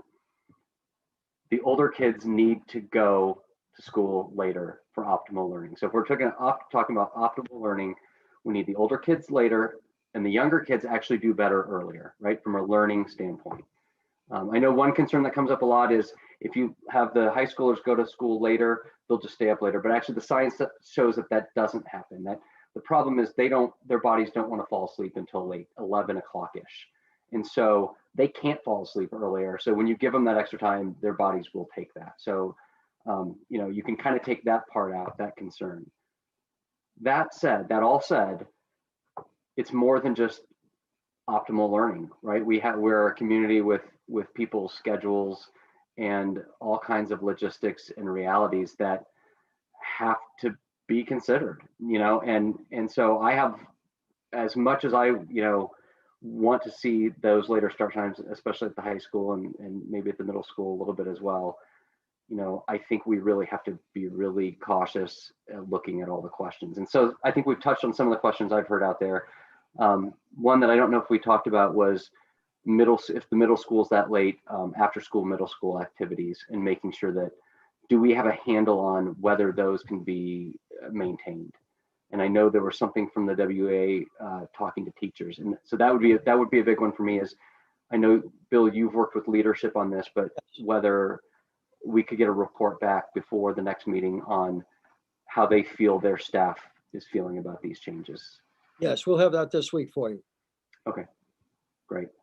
Otherwise, it's a tough one. It's a real tough one. I appreciate all the thought into this. I mean, I spent forever, I think it was last night and the night before, like going through all the permutations. I'm sure, Bill, you have to, you know, like what are the ways it's a tough one. And I really appreciate everybody's thoughts on this. And I'll cede now and let somebody else. Well, I appreciate the fact that we're all acknowledging this is not an easy issue to tackle. And for every solution we come up with, there are 10 more questions. And we understand that. Hannah.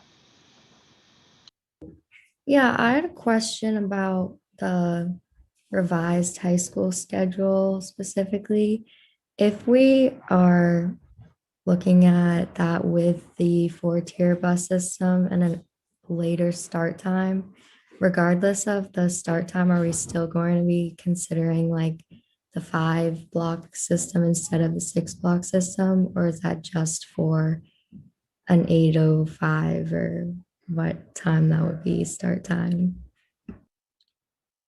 Well, that's a very good question. What we were trying to do, Hannah, is, combine this and make it one of the tangential benefits. And not sure if Mr. Antonelli is on there or Dr. Clary. If you want to clarify that a little bit more. Jim, are you there?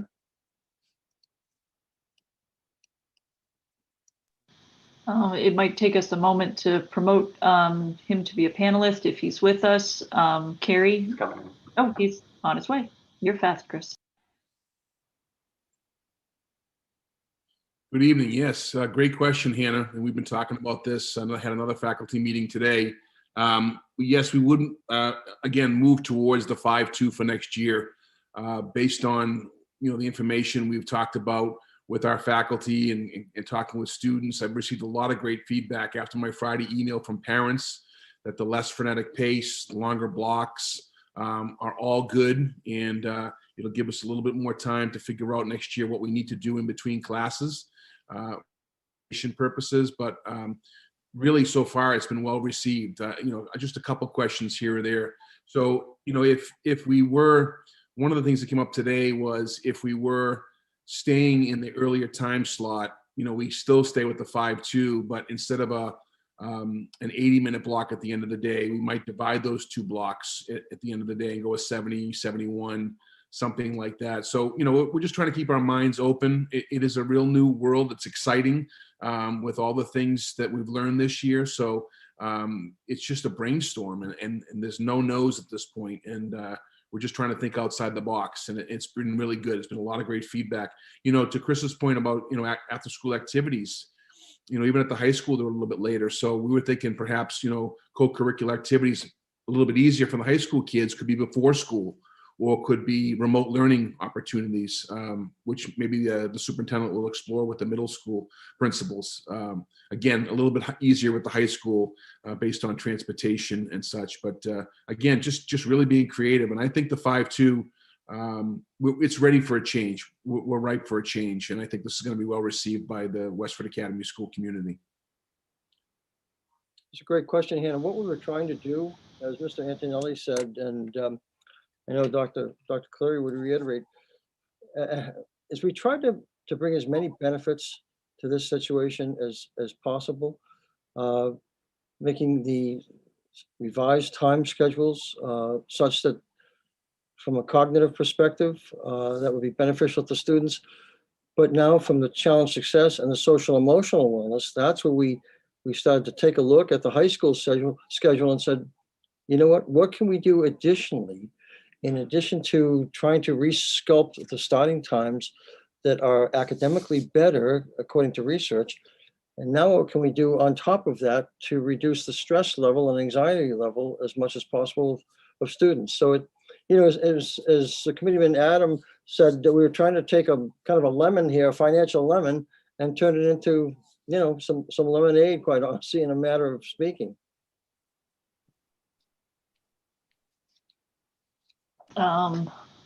Thank you. Thank you for joining us, Principal Antonelli. Thank you for the question, Hannah. Are there other questions from the committee at this point? I'm seeing some common themes that have been arising. Oh, Avery, go ahead. So one of the things I've been trying to scroll through here and keep up, the 20 minutes at the end of the day, I've seen and heard a lot of concern that that's going to be wasted time. Why are we keeping them there? And I didn't know if Carrie or Jim could comment on the 20 minutes and how often we see athletes leaving in that time block. What else could we be doing in that time block? I just think that it's sort of this mystery time that people just say, oh, well, they're not going to be learning anything in that time, so why are we doing it? Yeah, it's a great question, Avery. And, from our initial meeting when I shared with the faculty, it generated some more questions. Some parents emailed me over the weekend. I got back to them.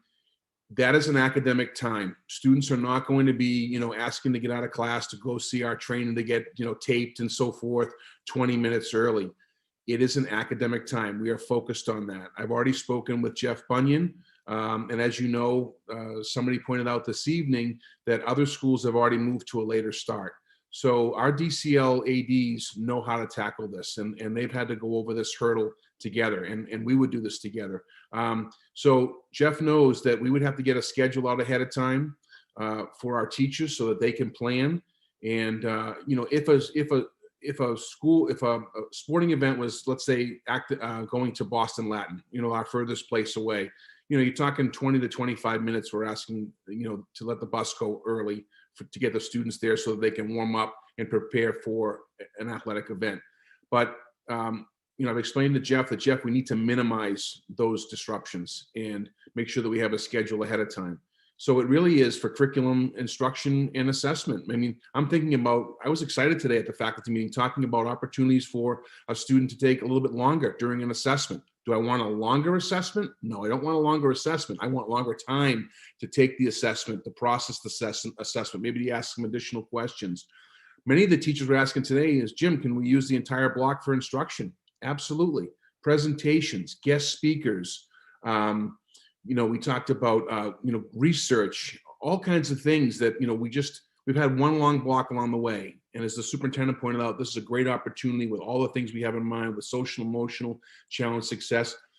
You know what? Again, it is a byproduct of this that we will be given the opportunity. And if teachers know ahead of time, you're not going to go into more in-depth curriculum or curriculum beyond that 60 minutes, because that may not be fair to the student athletes that are leaving.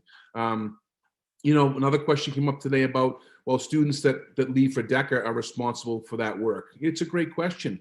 So we're going to talk that through. But again, to minimize the disruptions, we're going to work on that. And our schedule comes out well in advance. First quarter, you can see all of the events. Mr. Bunyan would then come out with what's going to be interrupted next week. I'm thinking about just a guest speaker in our building at the end of the day, not having to rush through, having the speaker come in, you do the intro, you have the presentation, you'd be able to answer and have some questions being asked and answered. It just really creates a variety of opportunities. It could be the end of the afternoon for a theater arts presentation, an all school presentation. I love these kinds of things, a town meeting with the principal opportunity. So, and on top of that, there's an opportunity for some wellness things, maybe some meditation, maybe some group work with a teacher there, so you had some difficult questions that, from the new material, and now you're going through that material before students go home so that it de-stresses them. So we're going to create a toolbox together to make it something that's really, really positive, but it isn't. I want to get away from that. It's just not a 20-minute block. It's an 80-minute block that's going to be used for a variety. And I've tried to re-emphasize that over my last couple of emails. But it's a great question. And again, it's going to evolve, Is total time on learning, I think I asked Carrie this before, total time on learning in this new block schedule is more, less, or the same as this year? It's more. In the new schedule, it's more. But we're not lengthening the day? No. No, You're eliminating the passing time. Okay. 15 hours more a year in structured learning time.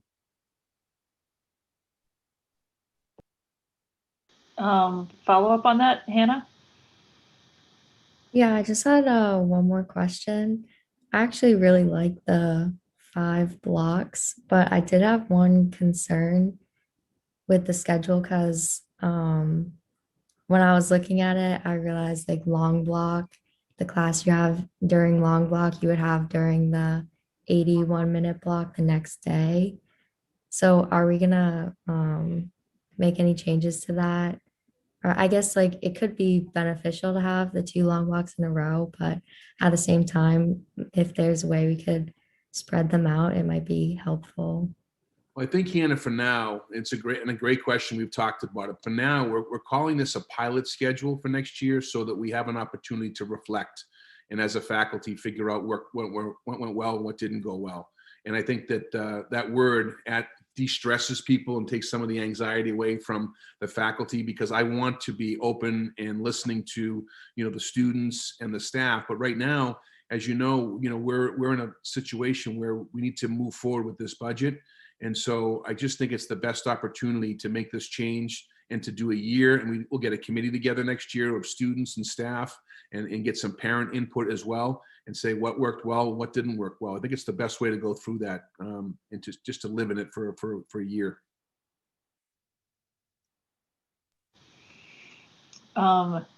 Thank you for that additional information. Oh, Dr. Cleary.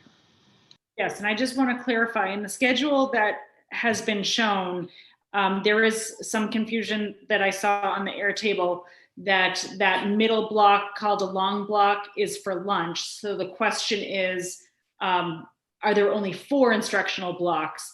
The 2 blocks, then the lunch block, then the other 2 block? And the answer is no, there are 5 instructional blocks, and that long block in the middle of the day, that would be 73 minutes. Well, it's actually longer than 73 minutes. It's a long block that would have students eating lunch for 26 minutes and then have instruction in that particular period for the 73 minutes. So there are 5 instructional blocks, and in that middle block, there's added time to be carved out for student lunch. Yeah, I think that is really important to clarify. Thanks for catching that. This does not impact the number of classes that students take. This does not impact student offerings. All of those are the same number of electives. Everything that students do is the same. It's just instead of taking 6 classes a day and then having that 7th class at the beginning of the next day, the 6 drop 1 rotation, this is just changing the rotation to a 5 classes a day, and then the 2 the next day, and then again working its way through the rotation with some longer blocks working through. But they would still be taking 7 classes in the first half of the year and 7 classes in the second half of the year. Did I see a hand from Brian? I was just wondering, for the sport teams that practice on offsite facilities, are they gonna have to be dismissed every single day, and also just sport teams that will have to be dismissed often for games or whatnot for next year? And how would that work out for the athletes that have to get dismissed with the later start times? So again, great question, Brian. And you talked about that with Mr. Bunyan today. This will, with a 255 dismissal, impact some of our venues. And Mr. Bunyan, our athletic director, is already working on that. We have conversations going on with UMass Lowell for swimming. We have conversations going on, or we will have conversations going on with a NAB Country Club. Our students go over to NAB Country Club to participate in golf. That venue, we may have to look for a new venue. You have hockey rinks that are impacted. You have, so we have to look to see how to make this work, because, there's there's a reaction to this, right? There's changes. So we're going to have to make sure that we can meet those venues, but Mr. Bunyan is already working on that. As far as dismissals go, Brian, it's not something where, students are getting dismissed on a daily basis. We're going to minimize the disruptions to that. And, the only games we could see, and we talked about this today, in fact, Mr. Coward mentioned it, there's only about 4 teams that really would impact, dismissals. And, we would again look to minimize those opportunities. I don't see a tremendous amount of dismissals taking place. But again, this is a pilot. We've got to go through it, and we've got to see how best this works, and make sure we're not taken away from academic time. Thank you again, Principal Antonelli. I feel like, as we've discussed, there are 3 different aspects of this proposal: the financial monetary piece and the need to shift to 4-tier busing, if there was 4-tier busing, what that sequencing would be, and the logistics of that. And then also there's this other piece about the potential changes to the Westford Academy schedule with the 5-drop-2. So I think that last piece was the piece we'd heard the least about. So I really appreciate some additional information, because I think that was a little mysterious for people in the community. And I really do appreciate that additional clarity. I'm thinking we're going to need to call this discussion. We are already over, gosh, 45 minutes overtime on our agenda.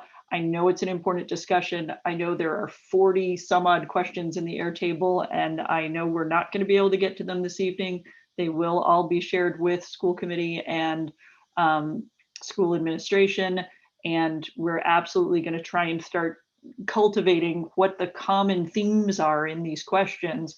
And I hope that we can figure out what are the frequently asked questions, and really at the beginning of next week's meeting on the 8th, kind of have some help from our administrative team and our leadership team, building principals to help try and address some of those frequently asked questions and work through the various options together. Anything else from the committee before we move on? Because we really are way over time on this one, but I know it's also a really important issue. Laura, please know that we'll be as thorough as possible in our responses to those questions.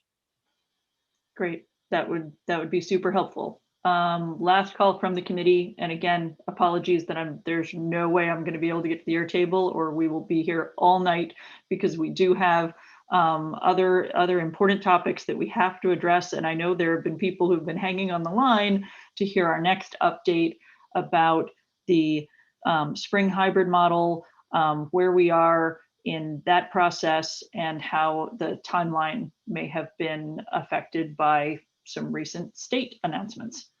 So with that, Carrie, the floor is yours.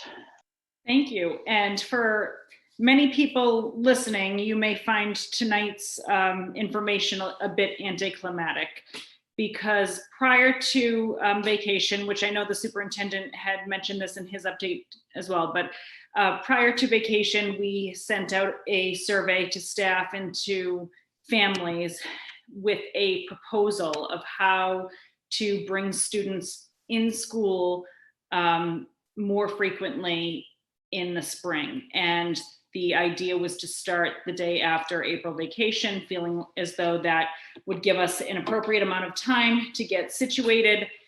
And then the commissioner had come in and shared some additional information. So originally, the surveys, we were going to analyze the results this week, and we had already, or I'm sorry, last week, and we had already started doing that, and we continue to do that with the hopes to provide you to move forward with one way or another. And we could have done that, except with the information from the commissioner indicating that he had gone to the Board of Elementary and Secondary Education, asking them to grant him the authority to determine when remote and hybrid learning no longer count toward learning hours. And if and when that is granted, he will look to sort of dictate a timeline for a full return. He had mentioned in his press conference a return that is 5 days per week, and we thought that that was interesting semantics, and we wondered if there was more to the story. But last Wednesday, the superintendent and I participated in a conference call with him, and he was quite clear that he's looking to advocate for, starting with the elementary schools on April 5th, a full return back to school. So what we didn't want to do is to come before you this evening with a proposal and have people start planning one way or another, and then in the next week or so have the commissioner come and tell us that we've got to do something that differs from what we proposed to you. So now we know that there's information that is going to be shared in the upcoming weeks that will help shape what we need to do moving forward. I do want to share with all of the RLA families that the commissioner has also made it clear that RLA will continue to be an option from now until the end of this school year. So while we're talking about a full return, there is still the opportunity for people to be fully remote if they so choose. When we received some feedback around the original proposal, which was essentially merging both pods in the morning, so students who are hybrid would come in every day, every week, still for the half day, and then go home and be live online with the teachers for the full afternoon. There was some pushback about the timeline not being aggressive enough. And while we understand this has been a struggle for families, we also have to be cognizant of some of the, or all of the logistics that go into place if we have to change our model. With the model that's proposed, and it very well still may be the model that we recommend if the board does not grant the commissioner the authority to make the changes or the decisions he wants. In that case, if we moved forward with the original proposal, we would have to make that recommendation to school committee, who would need time to process, gather feedback, approve it. And if it were to be approved, we would then have to begin negotiations with the WEA, because our current MOA is based on our current hybrid model. So if we were to make any shifts, we would have to reopen negotiations, which would certainly take some time. Then we would have to communicate the change to parents and allow parents to let us know if their children are going to be hybrid, either remain hybrid or change from RLA to hybrid, or if they're going to remain RLA, if they're RLA, or change from hybrid to RLA.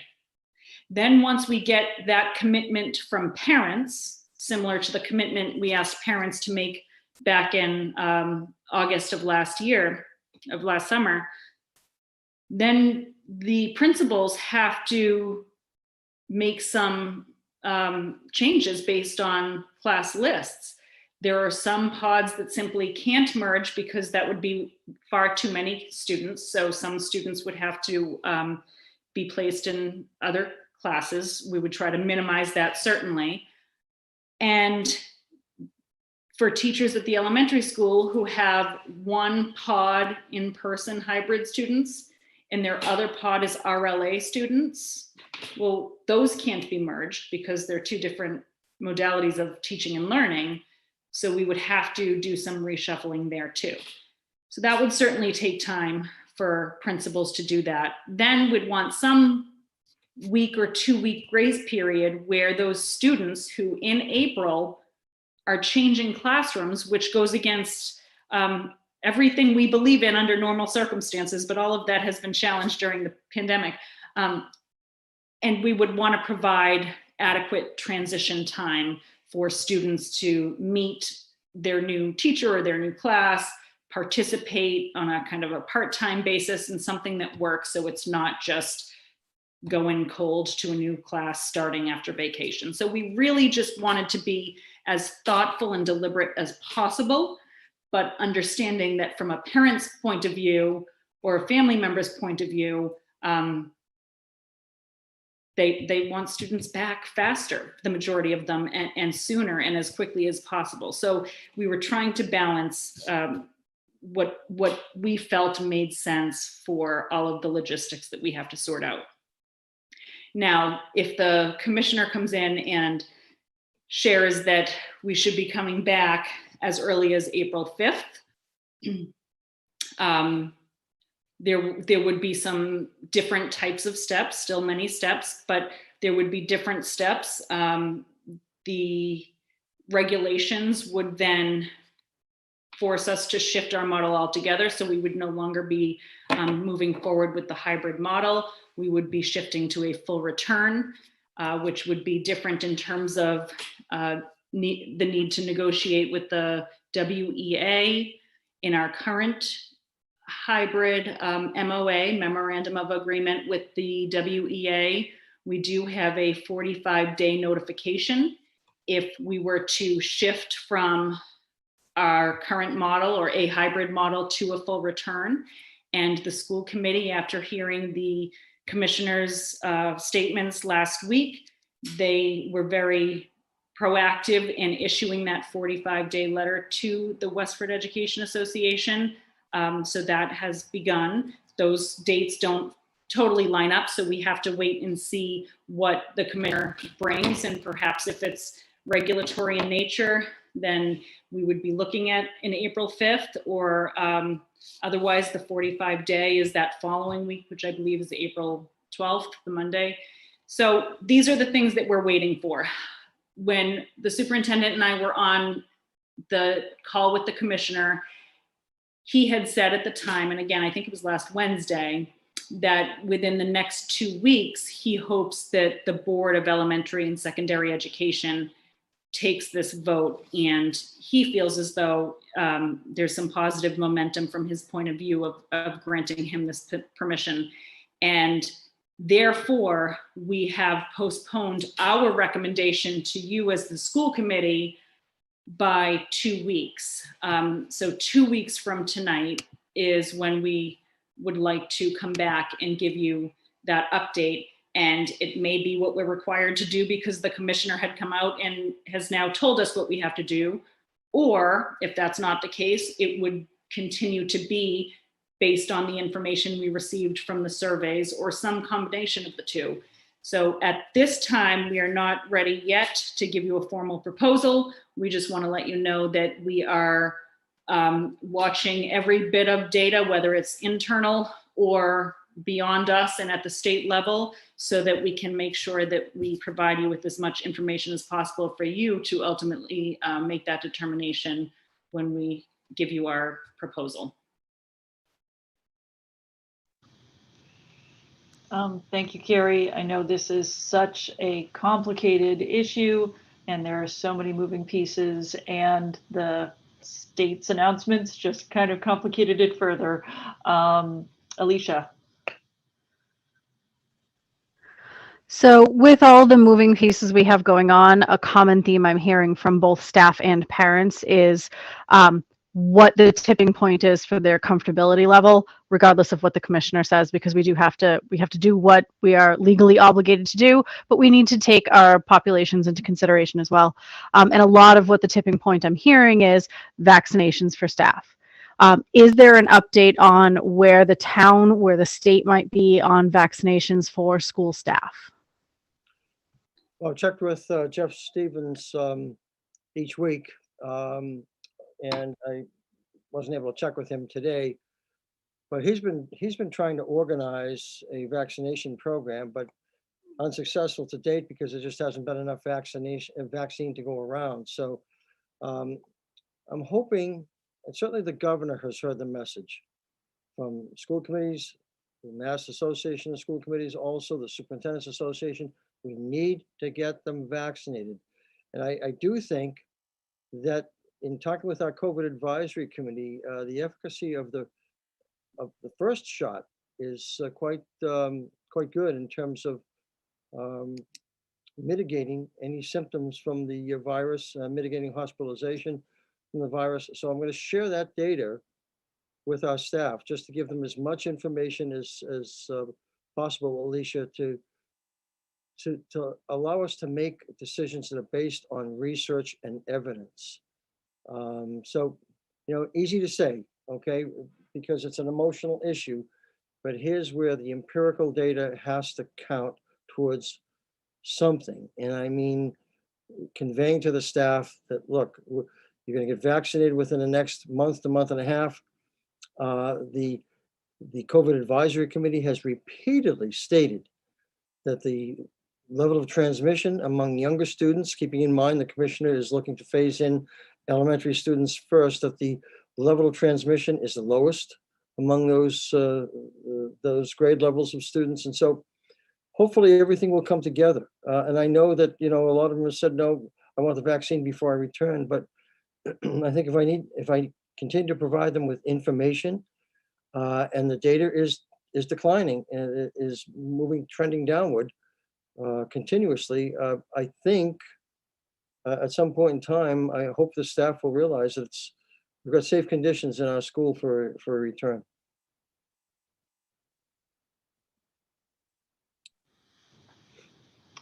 Thank you. Other questions from the committee? I know there's still so much yet to be determined at this point. I think if we can just ask for the community's patience as administration tries to process all of this new input from the state and the inputs the impact it could have even on the proposed plans that they were hoping to bring forth sooner rather than later, but that process just has to take a pause and absorb all of the information from the state to make sure that whatever is ultimately proposed does in fact line up with whatever the state requirements are going to be. We certainly don't want to cause any additional community anxiety or confusion by having to go through this process more than once. So we want to do it as thoughtfully and carefully as possible. So thank you everyone for your patience, and it sounds like we will have additional updates on the 15th. Chris, question? Yeah, I just had one question. Are there, besides opening negotiations, I wanted to ask, well, first, thank you, Carrie, for the thoughtful explanation of where we are. Are there any long lead type items that we should and are working on now in anticipation of a return of some sort, whether it be a full return mandated by the state or something more akin to what was previously floated for Westford? Are there things that we need to be looking at now that we don't want to wait on? Or do we feel like we only need 2 weeks, 3 weeks, a week, whatever it may be, to make some sort of transition? No, we're looking at several things right now. We're looking at alternative spaces for lunch. Given that there will still be a need for spacing, we're looking at furnishings that could be purchased out of the second round of CARES Act money. We're looking at bus capacity also. You know, it will be better for us phasing in the elementaries at first, because we will have, I think, sufficient bus capacity there. So that we've had, Kerry and I have had discussions with the leadership team in the last week or two. And about 3 weeks ago, I sent out a survey to our administrators saying, suppose these conditions exist down the road, what types of furnishings would you require for 3 feet of distancing with, you know, continued masking? So we've got those in progress already. There's also some potential that we would need additional staffing at the elementary level in particular. If there's a scenario where there's a single 3rd grade teacher, let's use the day school, who has a mixed set of pods. So one is hybrid and one is RLA, so they can't just merge together, and there's no partner teacher in that same scenario, so we can't just do a swap. They're, you know, RLA students to swap with the hybrid students. One solution that we had come up with potentially is using some of our grant or stimulus money to hire some partner teachers so that 2 teachers could be together, tag teaming. They would plan the content, and some would say, well, I'll take the RLA students this morning, and the other would say, I'd take the in-person students, and then they would flip-flop and however they see fit. So one of the things that we might have to do soon is post for those jobs as anticipated openings, and then we'll look at what types of additional CARES funds that we could potentially apply to help with that situation. Chris, one of the decisions we also came up with in our discussions was that we would continue with bag lunches in the schools. We had a good, robust conversation with all the principals about what would lunch look like. And instead of having students in a lunch line in close proximity, we would continue with the bag lunches, bring them to the classrooms, okay, to minimize the close contact of students and maintain the distancing. And students could eat in alternative areas of the building, or in the spring, certainly go outside and have their lunch. But that would be much easier, and we think much safer than having students stand in the lunch line. Thank you. Other questions at this time? Obviously, way more information will be coming to us on the 15th and as we get closer to the 15th. Okay. The next topic, which is kind of surreal to confront, but is yet nonetheless on our agenda, is the 2021-22 school calendar. And we're going to recommend certainly that you wait until the next meeting to vote on the school calendar, because we didn't realize that the back of it, quite honestly, was not photocopied. So we apologize for that. But the calendar pretty much conforms with the general calendar that we've had for years. Now, we did talk about restructuring that first week, but during our meetings with the leadership team and our calendar committee, we discussed the fact that we would focus very heavily on the reintroduction of students to school, even more so than we have traditionally, in terms of welcoming, social, emotional wellness, kind of an assessment of where students are, where the staff is for that fact. And so that first week would be a little bit less intense, certainly, than and focused than usual. We also, let's see, I think we included Juneteenth in the June 19th in the calendar, even though this year it's a Sunday. We want to make sure that is in the calendar every year. We talked about conferences also, whether or not we move them out of the Thanksgiving week or keep them in, and we ultimately decided to keep them in. We tried them outside of the Thanksgiving week, the fall conferences, that is, a few years back. And what we found is we wanted to move them back into that week because it just broke up another week. And we have many, many weeks that are not full 5 weeks of instruction. So we wanted to minimize that also. Carrie, anything I've missed? Or let's see, Valerie, you were on the calendar committee also. Have I missed anything in particular? We've noted cultural observances and whatnot. I have to check in with responses from the DEI, from the Diversity, Equity, and Inclusion Committee, that the calendar was forwarded to for next week also to give you their input.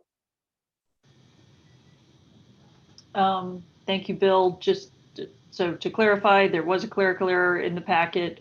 We won't be voting on it tonight, but I certainly do want to take if there are questions or comments so that administration can address those. Did I see a hand, Avery?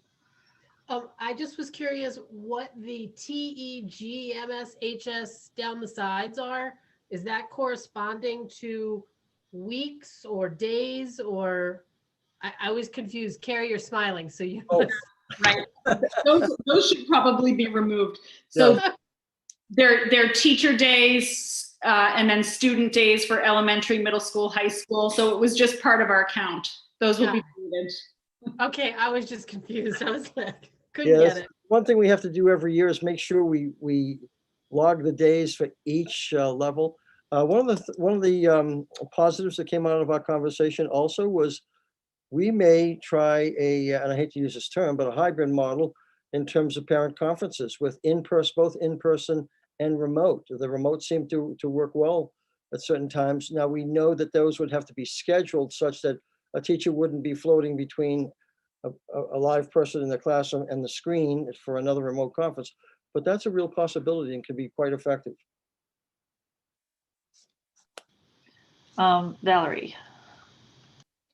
I know this would become clear when we update the meeting packet with the second page, but can you speak to what the draft calendar has for that elementary parent-teacher conference schedule? I'm not sure what the official proposal was, because I know we had talked about flipping that evening with the day slot. So could you just maybe update the public if that's final or as part of the draft? But just because the second page isn't in there, I was just wondering if you could give the community an update.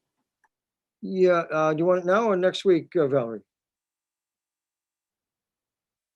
Well, I guess I was just wondering if it was set as part of this, then to give people that week to Carrie, be aware of. correct me if I'm wrong, Carrie. I think we ultimately decided to keep the same convention as we have now.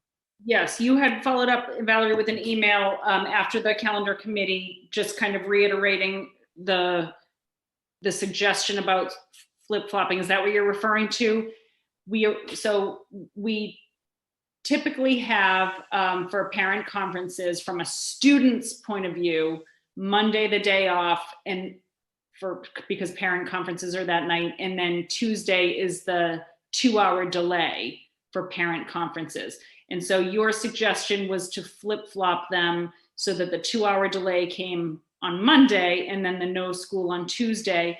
And I know some of the teachers had wanted to keep it. So what we thought was that we would keep it as is. And Valerie, you being, one of the voting members of school committee, if this is something that you wanted after we presented to bring it up to the committee, then it's something that certainly the committee, all of you together, can discuss and change if you wish.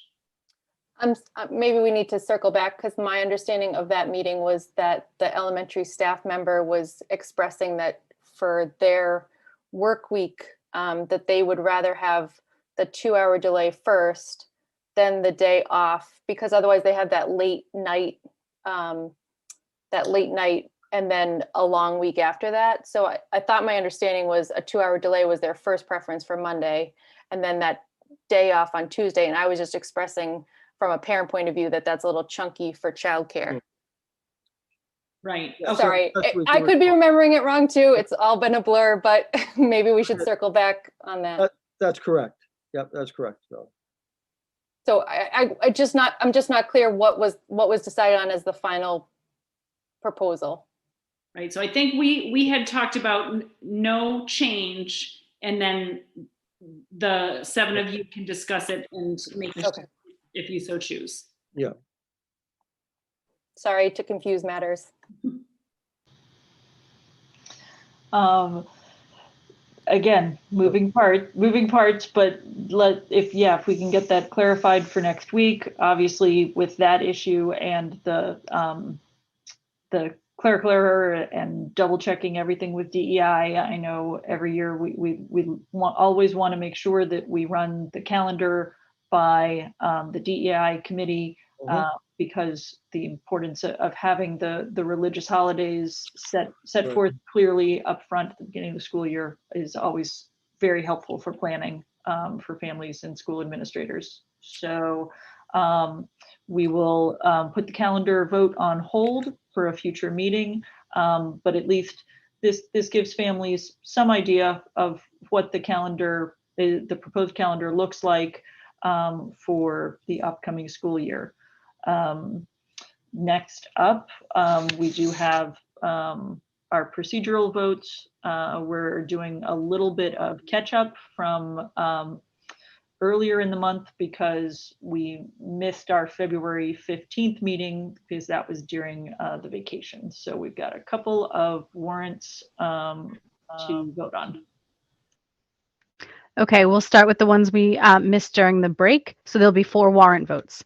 Motion to approve payroll warrant number 2134 SP dated February 18th, 2021 in the amount of $2,023,896.20. Second. And all in favor, Avery? Chris? Aye. Alicia? Aye. Ming Chen? Aye. Sean? All right. Valerie? Aye. Aye. So that would be unanimous. Next one. Motion to approve expense warrant number 2134 SE dated February 18th, 2021 in the amount of $508,941.85. Second. And vote to Avery. Aye. Chris? Aye. Alicia? Aye. Ming Chen? Aye. Sean? All right.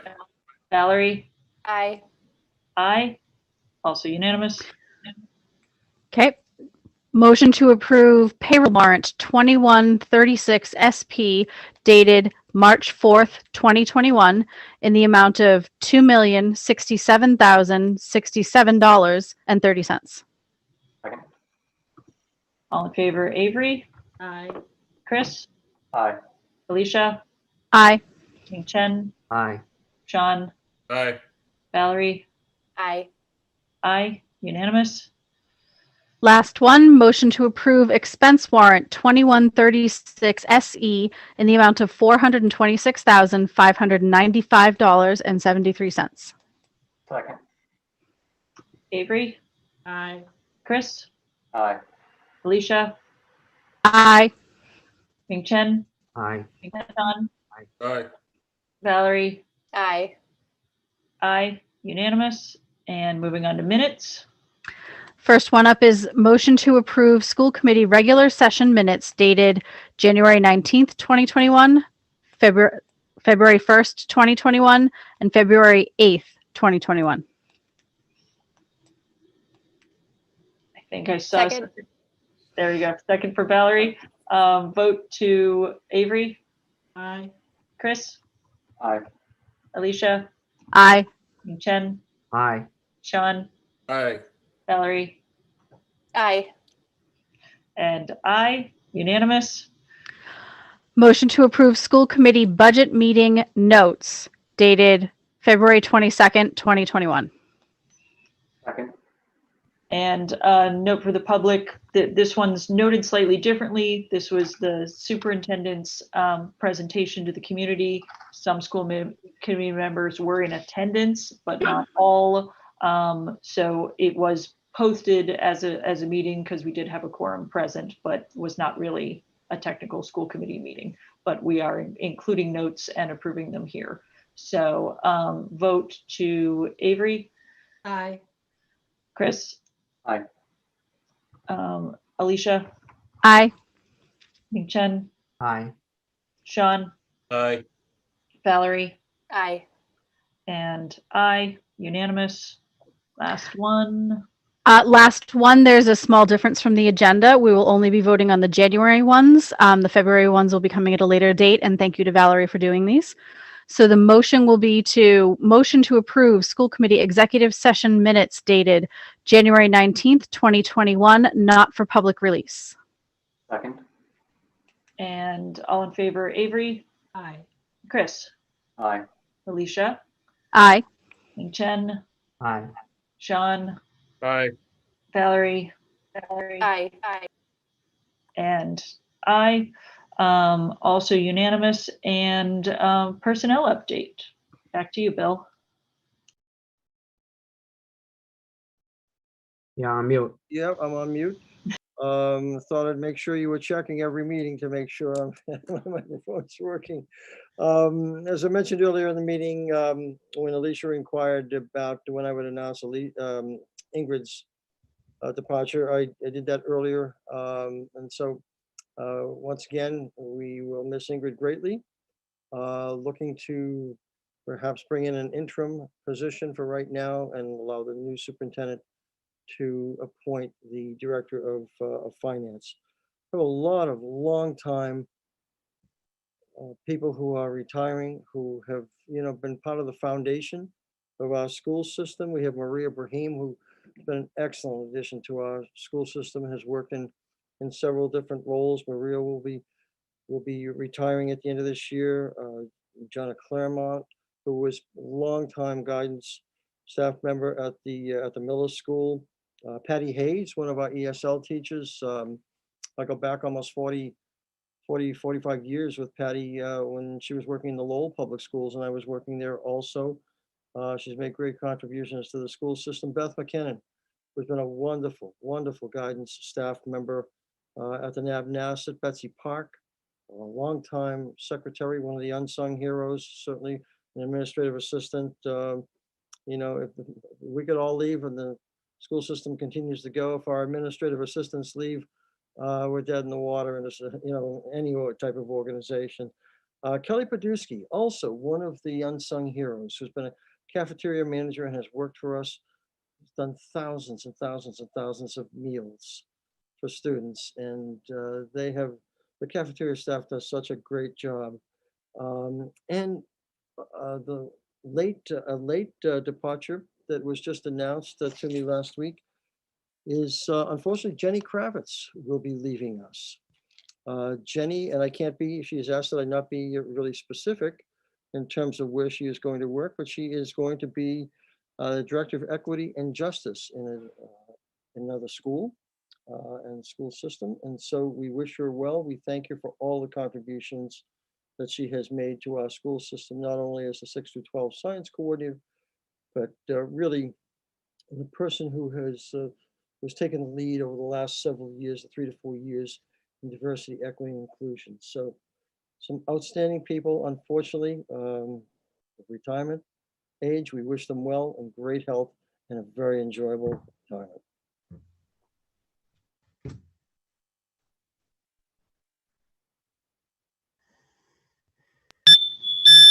Alicia, I'm gonna have to pass to you. Oh, apparently Gloria's having feedback issues again. Well, we're at the end of the agenda, so I echo all of those sentiments. There are some names on that list who I will miss so terribly, and I thank everyone for their service. We will proceed to the last item on our agenda, which is I will make a motion to adjourn to executive session to discuss strategy with respect to collective bargaining, and an open meeting may have a detrimental effect on the bargaining position. The committee will not return to public session. Second. Before we take that vote, I did want to ask, sorry about the feedback there. My smoke detector started going off. It's just a faulty one. There is no fire in my house. So I apologize if that sound came through. That was why I'm having technical issues tonight. But I did really want to say, and it is rare that I make a personal statement, but Jenny Kravitz has meant the world to one of my children. And I just have to give a shout out to Jenny Kravitz. Not only were you an inspiration to one of my children in high school that inspired her course of study in college and now in graduate school. So the impact of a teacher can be lifelong. And Jenny Kravitz is one of those people who's had a lifelong impact on one of my kids. So I just very much want to say thank you to her, and she will very much be missed by our entire community. With that, Alicia has made a motion. My fire alarm is no longer going off. I believe I heard a second. I seconded. And now vote to Avery. Aye. Chris. Aye. Alicia. Aye. Ming Chen. Aye. Sean. Aye. Valerie. Aye. And me as well. So that is unanimous. As Alicia indicated, we will not be returning to public session. Thank you for everyone who did stay on the line. I am very sorry for any questions we were not able to get to. Administration will absolutely be receiving all of the questions that were inputted tonight. We are very much going to try to get answers to those questions to the community, because we understand how big of a change is being proposed here and the implications it has for all of our families.